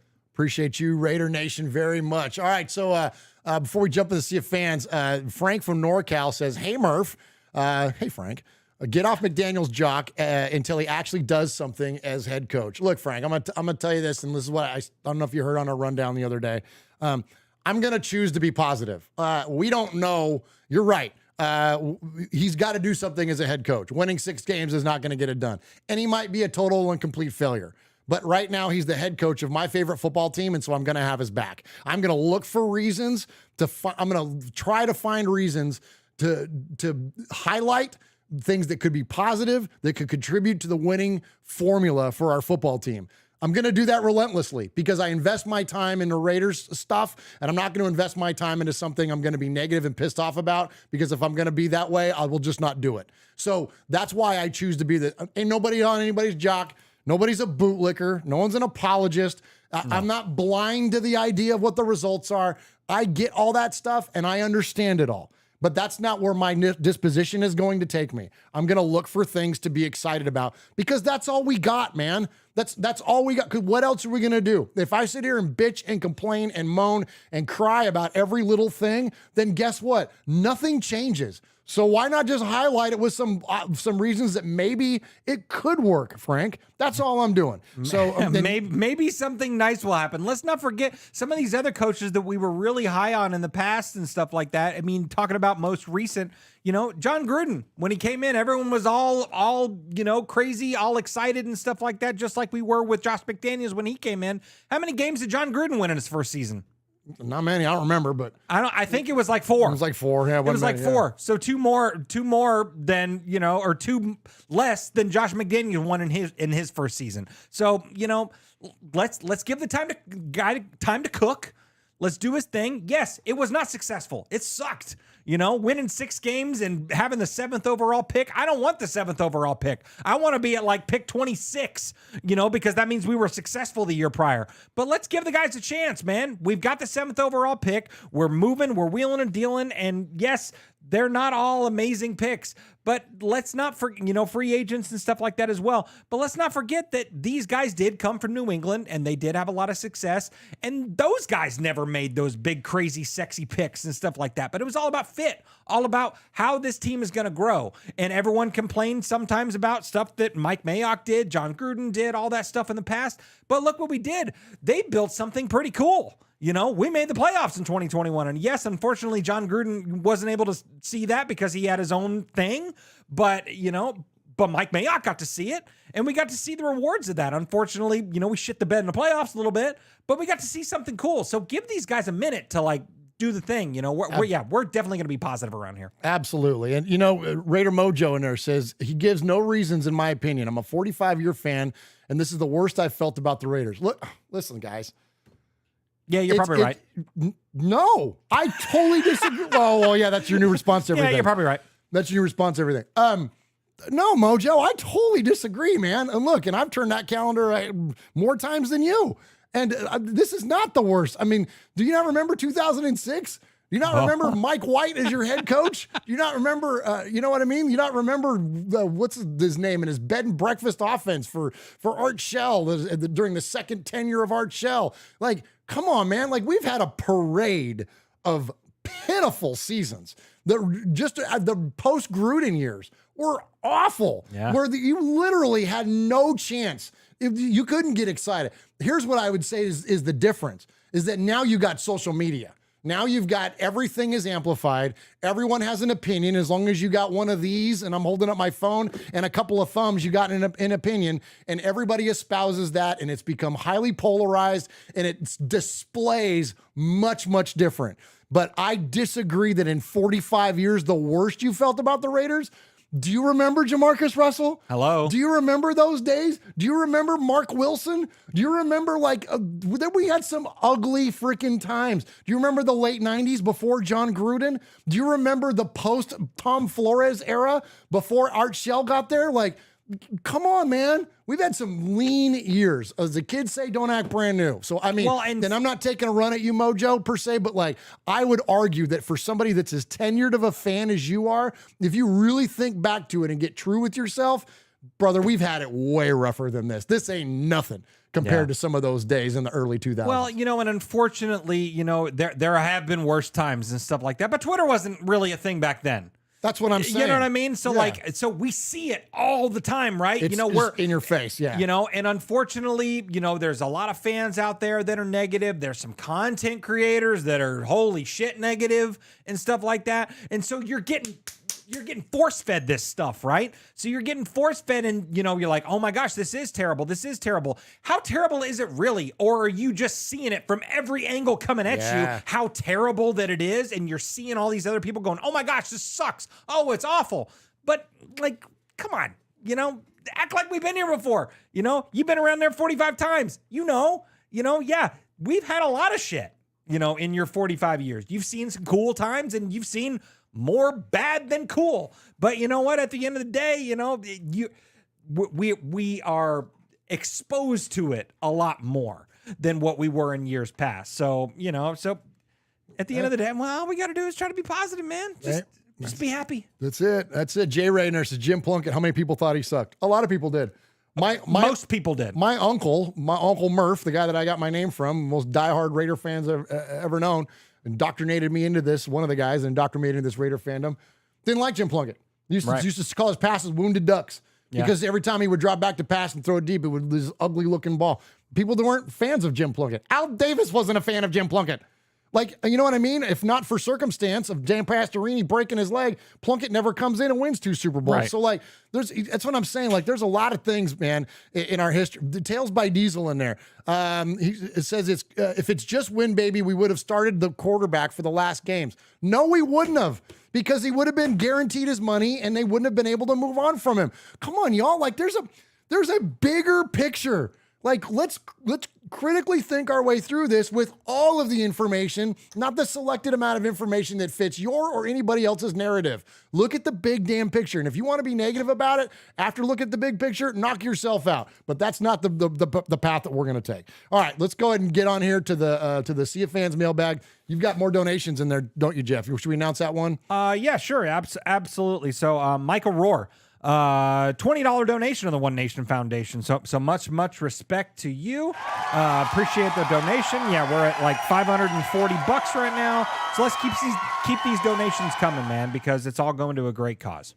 So one more thing, I promise to move on from this. I'm not going to get hung up on these little chats. Tales by Diesel, bigger picture. It's not just win, baby. Yes, it is. It just wasn't win, baby, with your guy. Your guy they didn't like. And so you get your feelings hurt because they didn't like your guy. Well, boo-hoo, man. Sorry, dude, it is just win, baby. But we're not just looking to win the last 2 games in an irrelevant season. Like, we got to move on to the things that are significant, and they didn't have faith in your guy. And if you don't believe me, you should, because trust me. Yeah. Stop it with this. And we're stop being married to a damn player. Let's stop move being on, married man. to a damn move player. on. So wait, sorry, that got me fired up. I shouldn't. I know better than to get hooked. Hey, all and right. Swag Mom is over here, and she just came over here and gave me $40. So Swag Mom gets 4 poker chips into the running to win this signed Devontae Adams jersey. So much respect. And if she wins, she'll donate it. But, all right. Thank you, Swag Mom, for that. Very, very kind. All right. So let's jump in the Sea of Fans mailbag. So more of you and less of us is a good thing. You've heard enough of us, our ramblings going on tonight. Let's check in with the Sea of Fans. So you can contact the show a multitude of ways. You can jump into the chat room at any time at youtube.com/RaidersFanRadio, or you can call the show at 909-345-3346, or you can email the show. And that email address is show. Oh, wait. Hold on. I'm doing the chips now. Get your pens, or do like Mosh does. Get your knife and carve it into your dashboard. Oh, nice. It's show. SHOW. Okay. That is S. H. O. W. As in win. Yes. W. Just like 2 U's. But it's not 2 U's. It's 1 W. Oh, okay. Got it? Okay. Yes. SHOW at RaidersFanRadio.com. Oh, Paul says he dropped his pin, so he wants me to do it slower. Oh, shoot. No, I won't do that again. Anyways, show at RaidersFanRadio.com. Joke landed.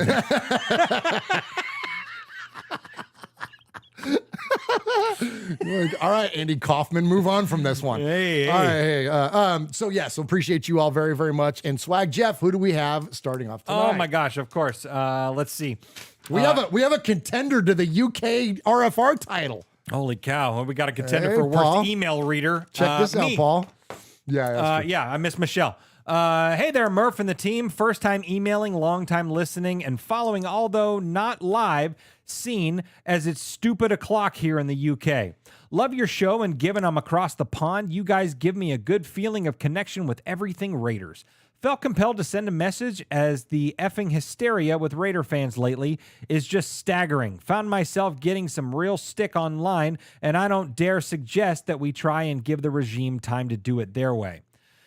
Such sad asses from the DC is God Protection Society. My quarterback, not my team, no more bullshit division.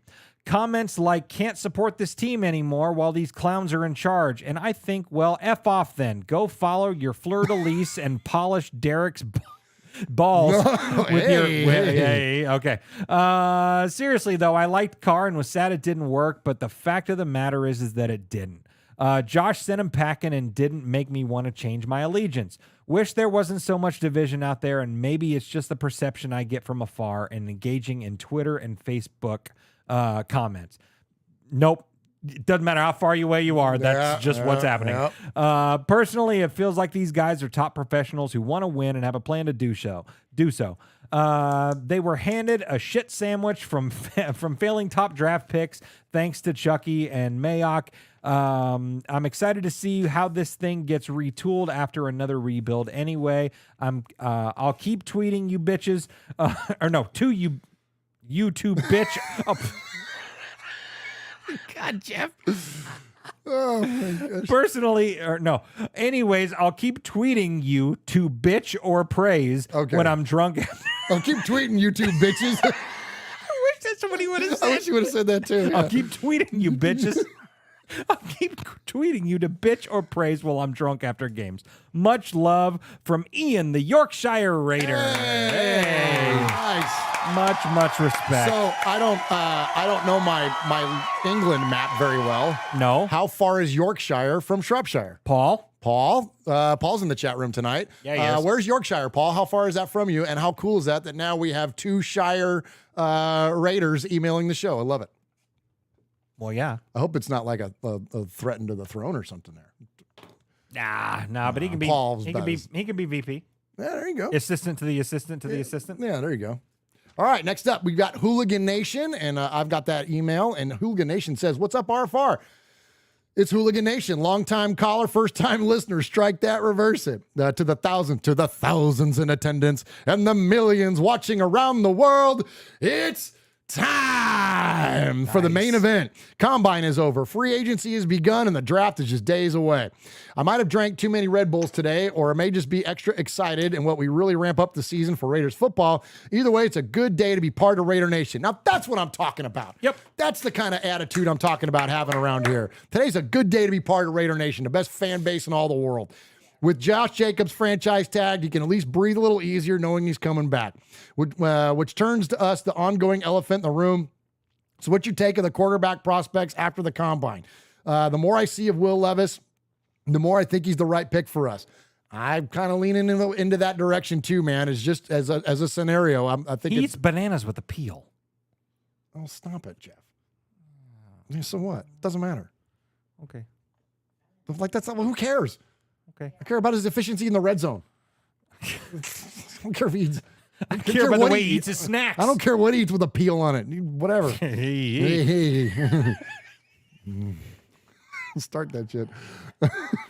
Let's see. Jimmy G isn't carrying us to the promised land like another Jimmy QB we got from the other side of the bay once upon a time. Then Will Levis could be that starter if Hooker wasn't fully healed. I refuse to get sucked into the AR-15 conversation. I remember another QB prospect that everyone raved about, but he had a thing for the scissor. Letting Waller go gives me mixed emotions. I loved watching him, and he's shown moments of greatness, but he wasn't out there enough to be super effective. We let Foster go as well, so we're going with Jesper Fotheringham. Seriously? Excited, worried, confused, optimistic, as always. Signing off from the deep inside enemy line, surrounded by the Queef's Kingdom. Let's go, Raiders. Nice. That is a good email. Hooligan Nation. Hooligan Nation. Fantastic email, my friend. Yeah, that's solid. That's solid for sure. Ladies and gents, good day to you all. I'm looking forward to a great year of RFR shows and Raider football. We'll get our shit together someday. I just hope to still be alive when it happens. Either way, Raider Nation for life. I came up with something that I thought is pretty cool. Per the subject line, it's my version of the Pledge of Allegiance. Here it is for y'all to and use it as you see fit. I pledge allegiance to the shield of the Las Vegas Raider Nation and to the organization for which it stands, one nation, under Al, with a commitment to excellence from all. I've not sent an email or left a voicemail to date, but it feels like it's time for me to get made. So I'll do my best to get a required 3-show appearance done this season. I can't believe it's not made. I know, right? Yeah. So I'll comment briefly on the DC situation, but really hope all the talk goes away. Which all we know, this isn't going to happen until he retires. It'll be a topic of frustration for years and years to come, especially if he has great success with the Saints. I don't see him doing much more than making the playoffs with them, but that's more because of the crap division that they have. than anything else. Shoot, I lost my place. While I supported Carr, I was very high on him in the early years. It finally got to the point last year where I had to agree that we needed to do something different and move on from Carr. I promise I wanted Carr to be the guy to bring us back to prominence and become the Raider legend, but it just wasn't meant to be. Between the injury, the scuttlebutt of the season following the 12-4 year, he just wasn't the same guy. Then when the Gruden thing happened and we didn't retain Bisaccia on the coaching staff, I think his desire and commitment took a huge hit. Couple that with the fact that everyone was saying there was no more excuses after the Adams signing, and the new regime's system was very complicated, and he just couldn't overcome the pressure of all of that.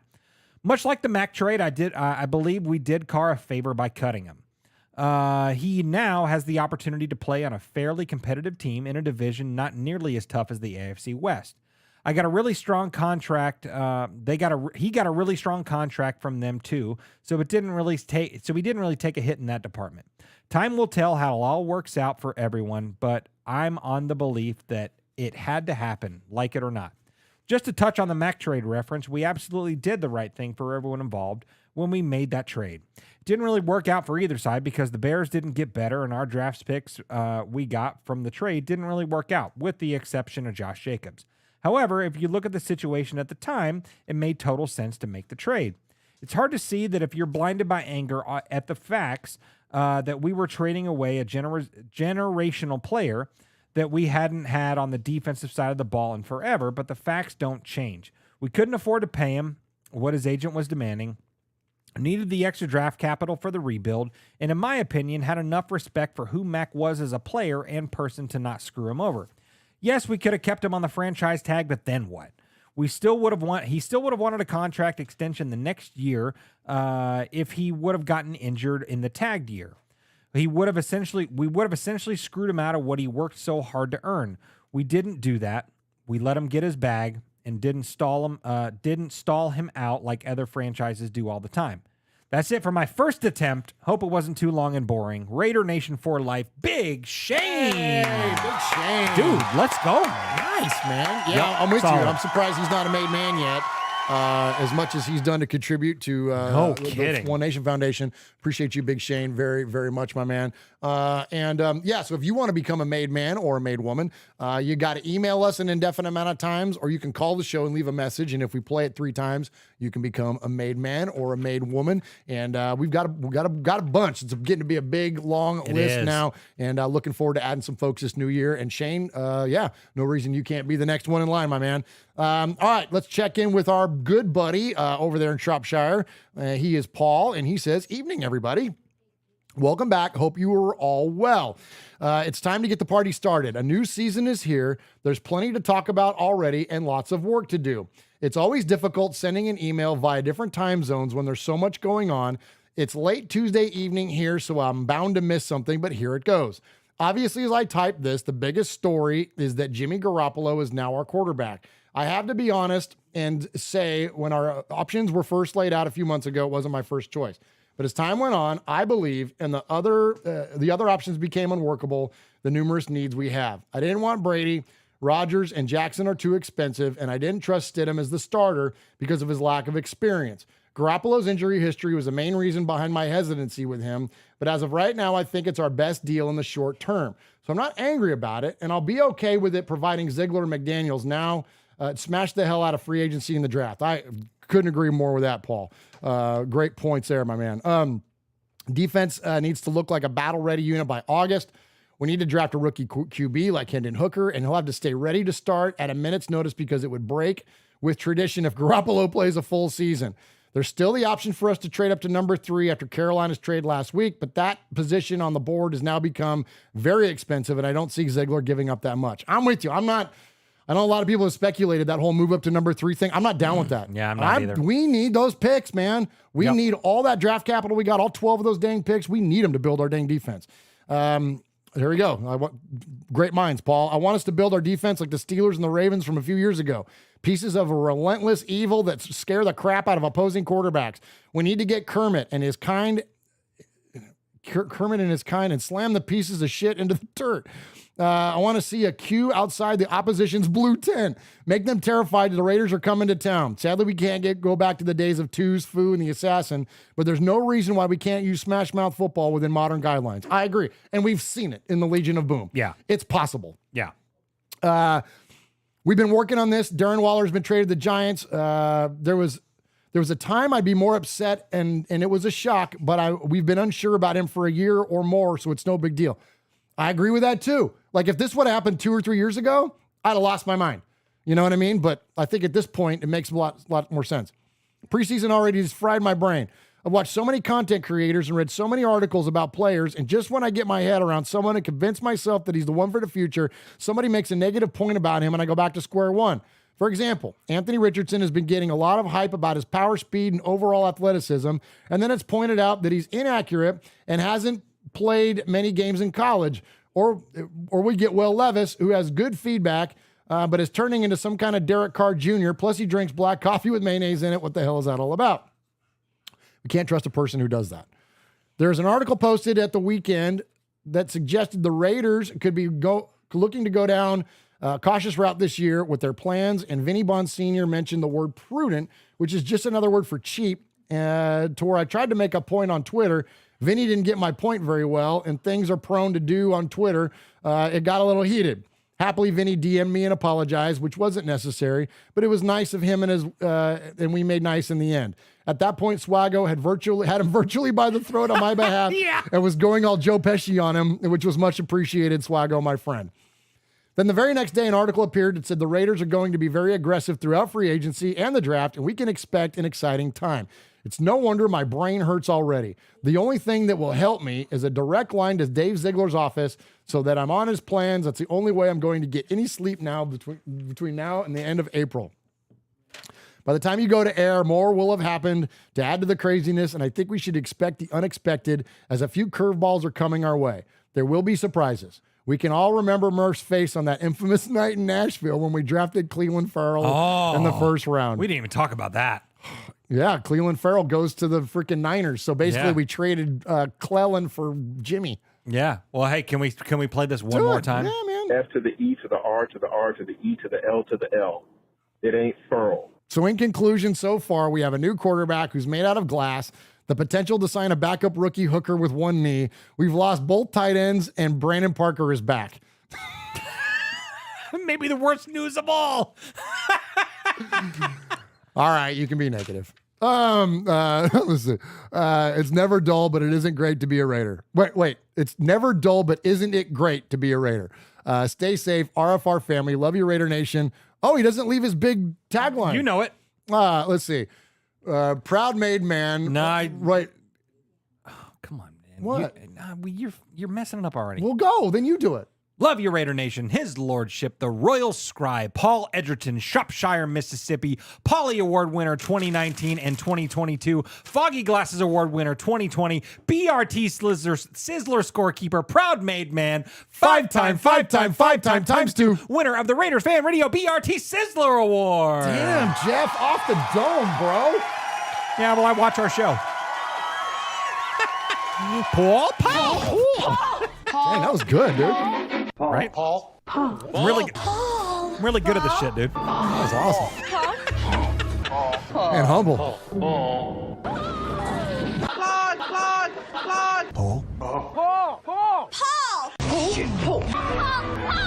Paul, your name Paul? Hello? Paul. I met him with Paul. Who? Paul. Paul, yes, Paul. Paul's not here. Hey, Paul. Paul. Hi. I'm Paul. I'm Paul. All right, there we go. So there's our emailers tonight. We Hey, appreciate we you. left one. We forgot one. Oh, we did? We'll go ahead and hit it. All right. Well, Paul normally goes to the end of the voicemail or the end of the emails, but right here we go. Dear RFR, happy 316 day, and let me tell you, this off season has already made headlines in the wrong way.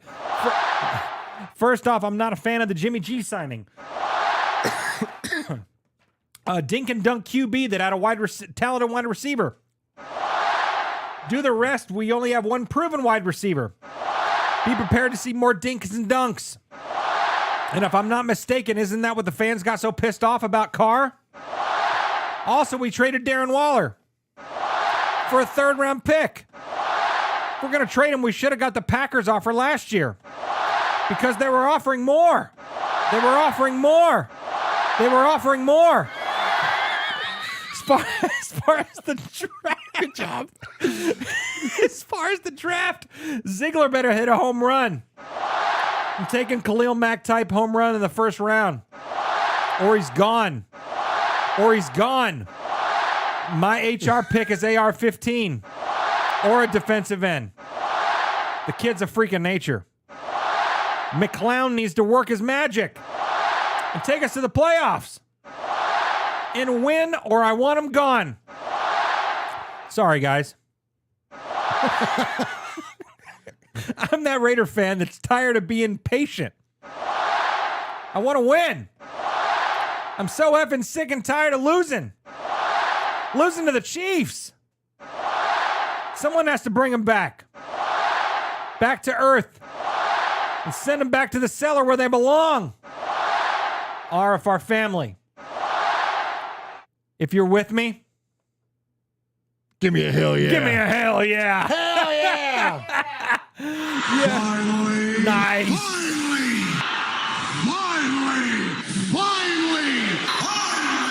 Yours truly, Daniel Mangus, proud made man, 2-time Gemini Man Award winner. P.S. When my Raiders become the Oakland A's, trading away all their talent for mediocre players. There we go, right? I'm not cheering that part. I'm just cheering for you now. Thank you, Daniel. That was also, fun. Thank you, Jay McGowan, 1212 in there with a $20 donation. We Much appreciate respect. you. Much respect. Jay McGowan.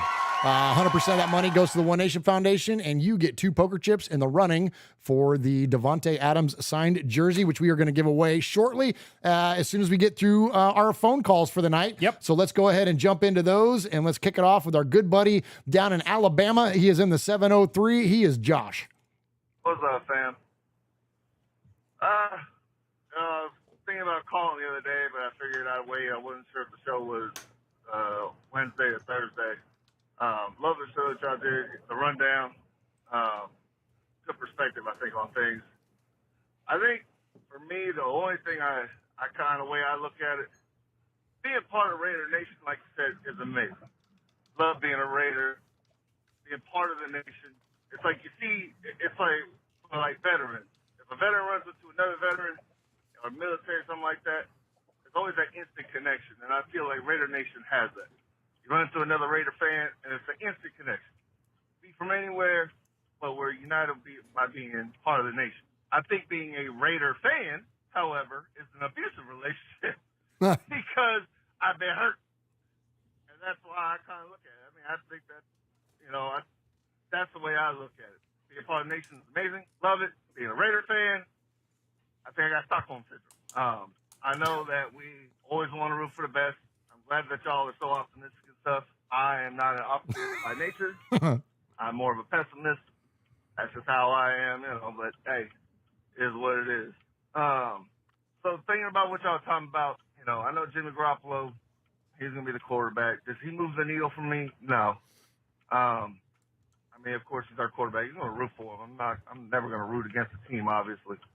But the thing that I'm concerned about really is that I feel like Jimmy G has been fortunate enough to be on teams where they've asked him, hey, I don't need you to go win this game for us, but I need you not to lose it for us. And I think that's one of the fundamental differences for me because we don't have that defense. We've got a run game, especially with Keith Jacobs, but we haven't had that defense, over the past years. It's been like, hey, and I know everyone, like you said, don't want to say the name, whatever, but Carr, hey, I need you to go win this game for us, where Jimmy G, it's been like, hey, just don't lose it for us, I mean, heck, the guy was playing in a playoff game. He threw 10 passes. That's all he had to do, and they stomped whoever they played. I can't remember who it was. But, so that's kind of my concern for that. And then, I know people say the Patriot way. Well, the Patriot way has only worked in New England with Tom Brady. So, to me, we'll kind of see how this all goes. Pray, hope for the best, but I expect the worst. But, love you, Raider Nation. Y'all take it easy. And, man, fuck optimism. There he is. Josh in the 703, man. That's pretty funny. All right, good stuff there from our I buddy. don't know. He may be the first person in the world that said, "Man, F optimism." Yeah, I mean that's one way to do That's it, right? pretty funny, though. Yeah. Pretty good. All right, good stuff there for Josh the 703. All right, next up, let's head down. Let's keep it southern and head over into Texas to check in with our good buddy Houston Raiders Steve. Murf Swag Jeff Nation, Houston Raiders Steve. Hey, when I first heard about the trade of Waller to the Giants, I was upset.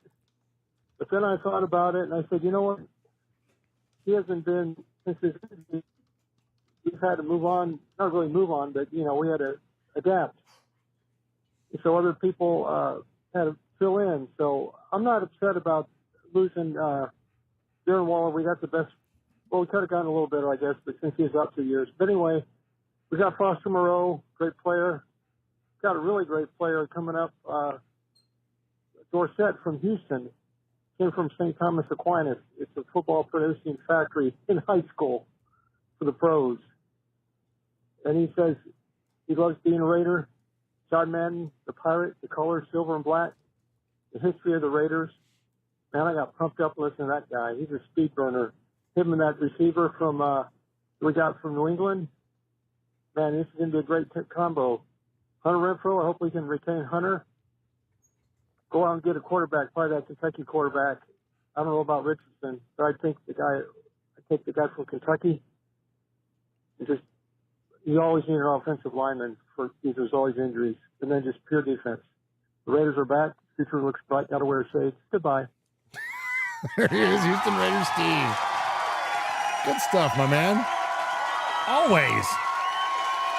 All right, next up, let's check in with our buddy. Let's see. He's in Los Angeles, and it is the one and only Detective Joe Friday. Oh, wow. This is Sergeant Joe Friday of the Las Vegas Metropolitan Police Department with a bone to pick from a particular Raider hater on Twitter. Yes, I said Twitter. That putrescent cesspool where a large portion of the bourgeois fans and even media happen to live. True. Well, I won't say the person's name or Twitter handle, but I'll refer to the tweet itself and then respond to this person who I'm going to simply refer to as False Face. Let's address the tweet, and I quote, "Dear Raider Nation, we've had ups and downs the past couple of years of my fandom, but unfortunately I have to say goodbye. The Jimmy G contract is a commitment to mediocrity and mediocre football, and I cannot stand for that. We are stuck in a constant cycle of being ass, then overperforming, then overpaying players that don't deserve it. I'm just sick of it, and with that being said, I am officially an NFL fandom free agent. With that being said, I am now a Bengals fan because they aren't going to settle being mediocre.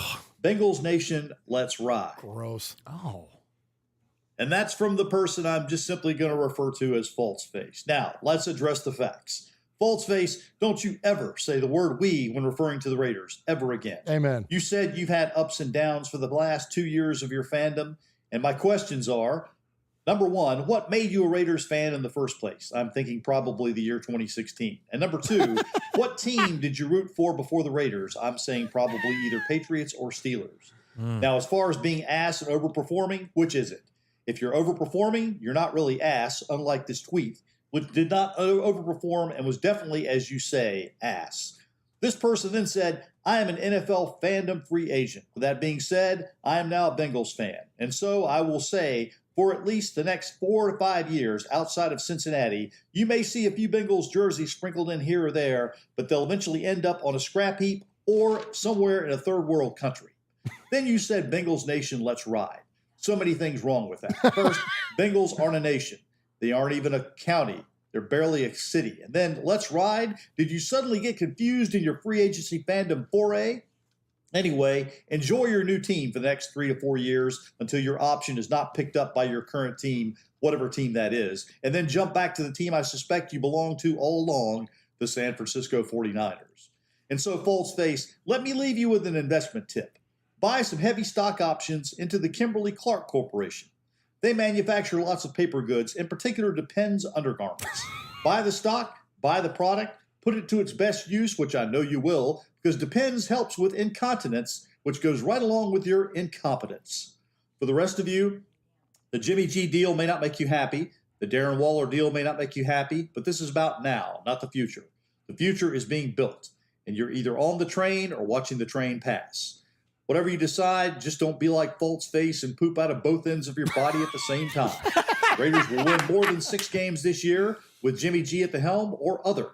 The Raiders are going to be all right. And they just got a little stronger today because False Face is no longer a part of the Raider Nation. Hey. So until next time, my Raider brethren, this is Sergeant Joe Friday of the Las Vegas Metropolitan Police Department wishing you a safe and blessed day, and go Raiders. Nice.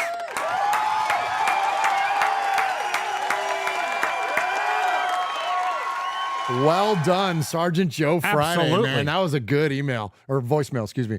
Good job there, buddy. And yeah, I would be willing to bet that anybody in our chat room would be in the same page as us. I don't understand it. If you're able to walk away from your Raider fandom, then you never were a Raider fan to begin with. Truth. That's the bottom line. That's the bottom line. Yeah. And that's the bottom line. That's the bottom line. All right, let's go. Next up, let's head out to the Canary Islands and check in with our good buddy out there. He's the Italian born, but most importantly, as he will tell you, he is the Raider born Rico. Hey guys, Rico here. So just a quick message. Please let these people do their job, okay? I always say it.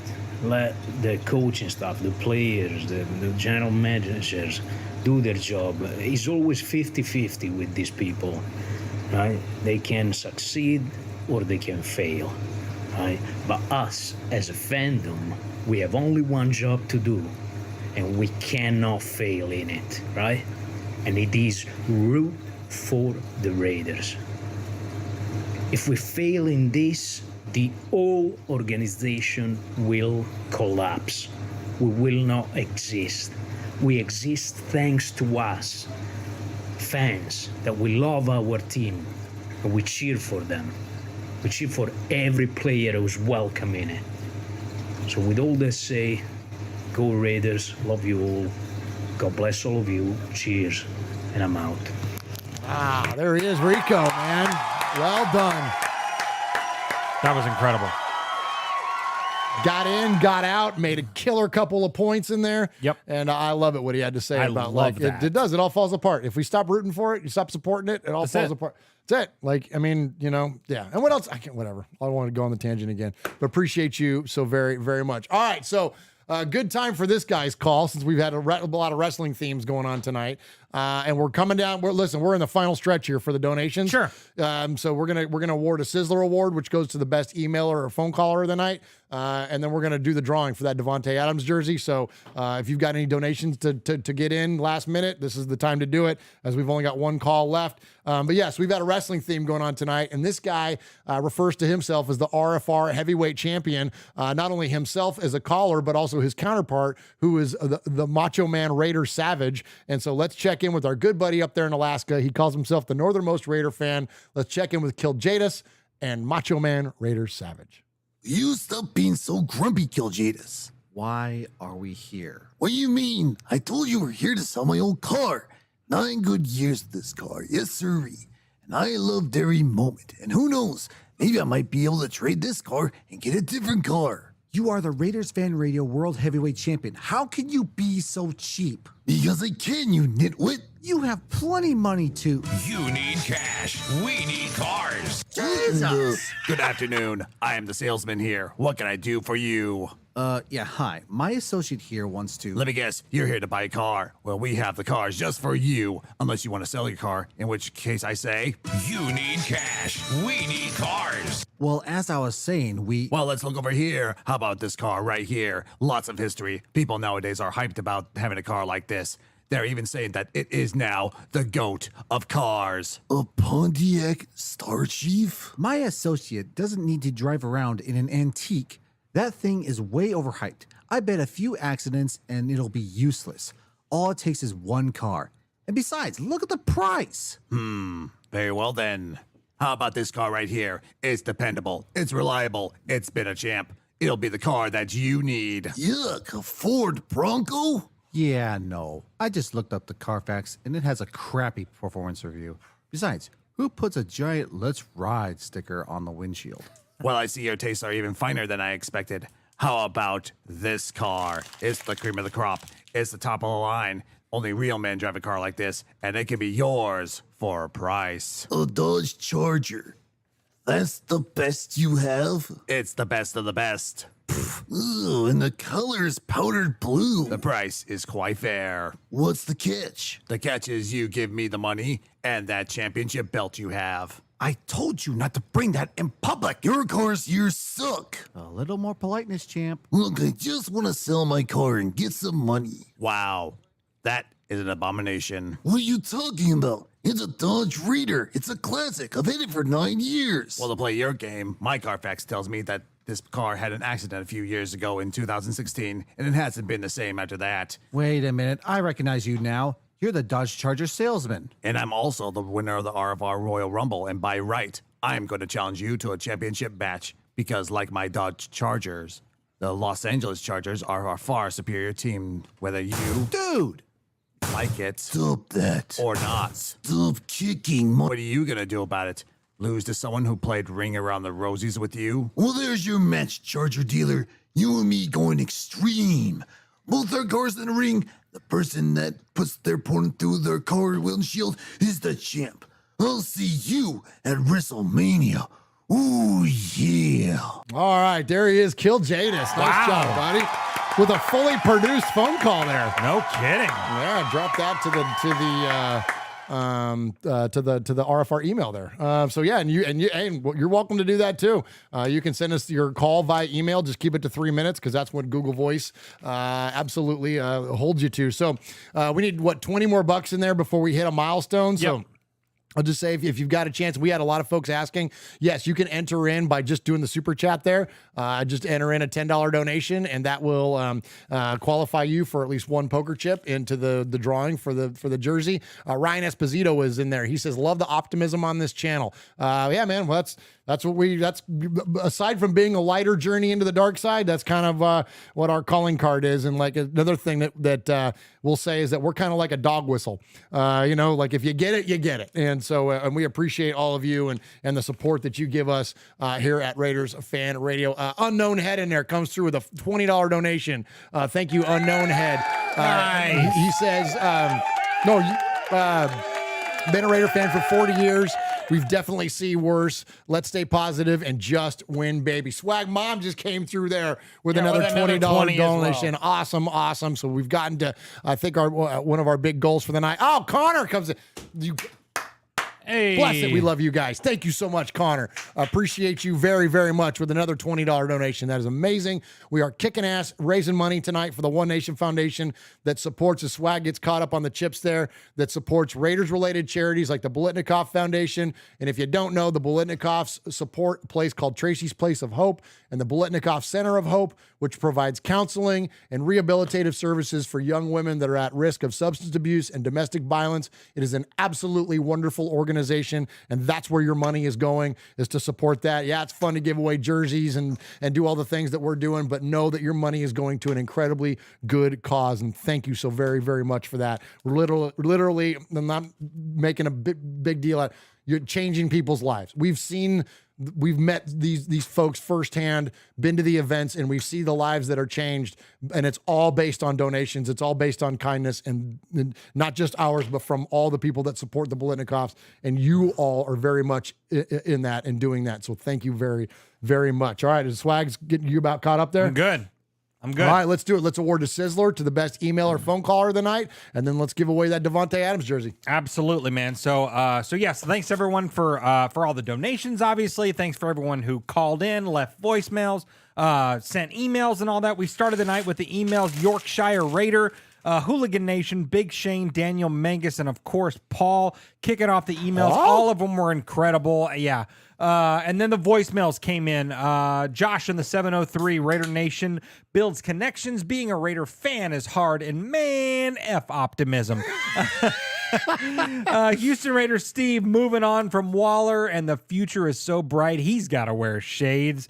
Sergeant Joe Friday going in on False Face on Twitter for leaving Raider Nation, and he said that guy poops out of both ends of his body. That was pretty funny. Yeah, absolutely. Rico with an unbelievable call. Kill Jadis. All I gotta say is Raider Savage is back. Oh, that was a good one, man. It was a good one, man. Fully produced, all that good stuff. But like, we've missed some Raider Savage, man. Like Haven't had him in a minute. Haven't had him in a minute, man. So welcome back, Raider Savage, with your RFR heavyweight title. But tonight, the Raiders Fan Radio BRT Sizzler Award goes to a guy that says, "Let these people do their job. Our job is just to root for this team." Tonight's Sizzler Award goes to Raider-born Rico. Hey, Rico. Sizzler. Sizzler. Sizzler. Sizzler. Sizzler. Sizzler. We are Metallica, and we are here for your Oakland Raiders! You know why we are here, and we ain't playing around today.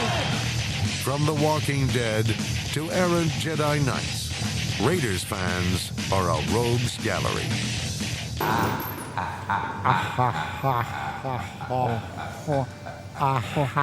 Garoppolo. Oh, yes. Let's go. Oh, nice. We got a new one. Garoppolo. Ariel Zuniga says, "Murph, can we get a hooyah?" Yeah, you can. Just did. All right, let's give that Devontae away. No, he didn't say that. You were so freaking old. He goes, "Can we get a hooyah?" Oh no, is that what that is? Yes. You're so damn old. You're so stupid. You're stupid. I thought it was like the Al Pacino. Hoorah. No, that's not what it is. You're so damn stupid. You're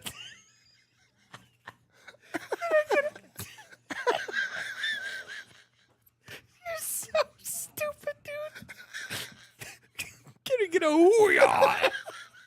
No, it's gonna get a hooyah. Oh my gosh, I'm dying. You're so damn stupid. Shut up. Hey, give the jersey away.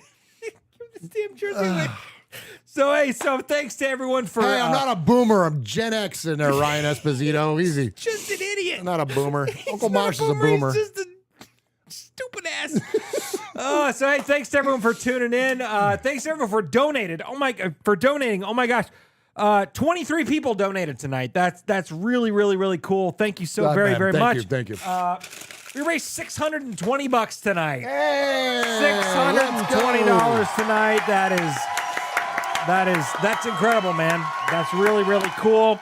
All for the One Nation Foundation and for this signed Devontae Adams jersey. Let's go. So, so the goal tonight was $1,000. We didn't quite get there. $620. That ain't no scrub, man. Man. That's amazing. super dope, man. So we're about to give this thing away. So I am going to put these poker chips inside the official RFR Summer of Swag bucket here. So we're just gonna go down the line, man. So Murph, if you come over here, since I want to make sure I'm still. I'm just getting the camera. Oh yeah, you do the camera. Yeah, you get the camera there. So you come over here and you just toss. I'm gonna go down the line 1 through 23, and you just toss those chips into the bucket. Okay. So tonight, $50 donation, Foxy Scorpio. $30 donation, Jason Hunter. $10 donation, Tider Raider. $20 donation, Hooligan Nation. $20 donation, Raider Craig. $20 donation, BG Grisham. Pineapple, $50 donation. Animal Mother, $20 donation. Caesar R, $100 donation. Kevin the Raider Nerd, $50 donation. Yeah, Kevin. Double Nine, the Niners fan, $10 donation. John Ogle, $10 donation. Big Shane, $100 donation. Omar, $10 donation. Raider Nomad, $20 donation. Michael Rohr, $20 donation. Swag Mom, $60 donation. Julio Alaman, $10 donation. Stacy Ruff, $20 donation. JM McGowan, $20 donation. Ryan Esposito, $10 donation. Head, $20 donation. And Connor Alcree, $20 donation for a total of $620 tonight. Much respect. So let's give this thing away. Are you gonna pick it? Or you want me to pick it? No, let me pick it. Yeah, you pick it. I'll pick it. You announce it. Hold on. Let me shake it up. You didn't shake that shit up enough. Yeah, let's go. Oh, and Zeke always loved this. Zeke's about to hump your ass like crazy, man. Come here, Zeke. Come on. Yeah, come on, Zeke. You pick. Okay. All right. Reach in there. Get you some. You get it? Got one. Oh, you got one. Okay. All right. You look at it first. Okay. You look at it first. Okay. Is it higher or lower than 14? Lower. Lower than 14. Okay. All right. So all the $100 donators are still in the mix. Okay. My mom is not in the mix. So that's a bummer because I was going to hang that in my house. No, I was going to donate it right back. Okay. Is that us offline or is that your? No, I've been doing this all night. Okay. So the winner of the Davante Adams signed jersey is number 13. Number 13. That is Big Shane. Big Shane tied with the leader in the clubhouse tonight with a $100 donation. Big Shane. The winner of the 2022 Summer of Swag comes in early in 2023 with a winner. So much respect. Congratulations, Big Shane. And we are going to donate one more. Let's do 2 T-shirts. We're going to do 2 T-shirts tonight. So the next winner of a Raiders Fan Radio T-shirt of your choosing from our TeePublic page is number 14, Omar. Hey, Omar. Much respect, Omar. Big Shane, you've already got our contact information. Omar, show at RaidersFanRadio.com. Email us your shirt size and your address, and we will be sending you a T-shirt. The second winner tonight of a RFR shirt goes to number 23, Connor Alkery, with a $20 donation tonight at the buzzer, the last donator of the night. Much respect to Connor.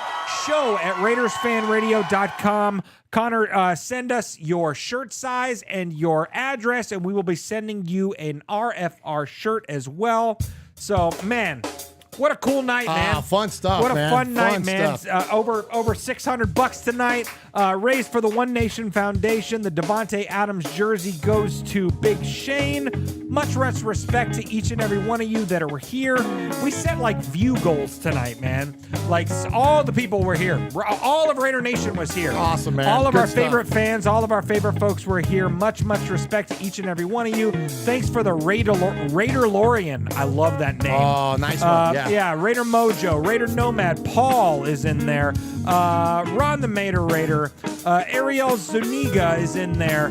Let's see, Ryan Esposito, Connor Alkery right there. So much respect to you for winning a shirt, my man. G Warab's in there. Thanks to everyone.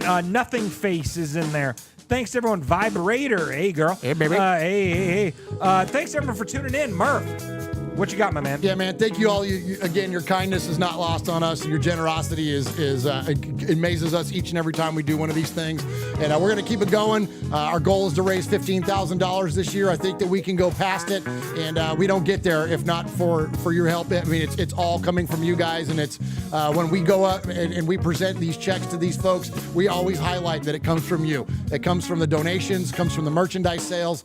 Yes, it comes from advertising opportunities too, but we don't get advertising opportunities if you guys aren't watching the show, if you're not giving them thumbs ups, if you're not subscribing, if you're not rating them, if you're not, some of you, we know that you listen to us on the audio, but then you subscribe to us on YouTube anyways, or vice versa. Maybe you like to watch the live show, but then you'll go and subscribe to us and hit that auto download on the audio podcast. Because anything that you do to support the show, even with its money or it's just support, if it's retweeting a tweet, if it's posting to your Facebook group, any of that kind of stuff, lifts up this show, and with all of that, it generates money for the One Nation Foundation. We love you guys. Thank you so very, very much. Cannot thank you enough. We'll see you next Wednesday. We're kind of be back in full force here for a minute. We're going to have more rundowns coming your way. We've got RFR conversations coming up. We've got a crap ton of stuff coming up. So stay tuned. Raiders Fan Radio. We love you guys. Have a good night, Raider Nation. Lift one another up, man. Be kind. Be cool. Absolutely. Hey, thanks everyone for tuning in for another episode of Raiders Fan Radio, where we take a lighter side journey into the dark side. Don't forget, boys and girls, what happens in Vegas It started in Oakland. We love you. Stay positive. Be a Raider fan. Let's do this damn thing, man. Love you. Good night, YouTube. Goodbye.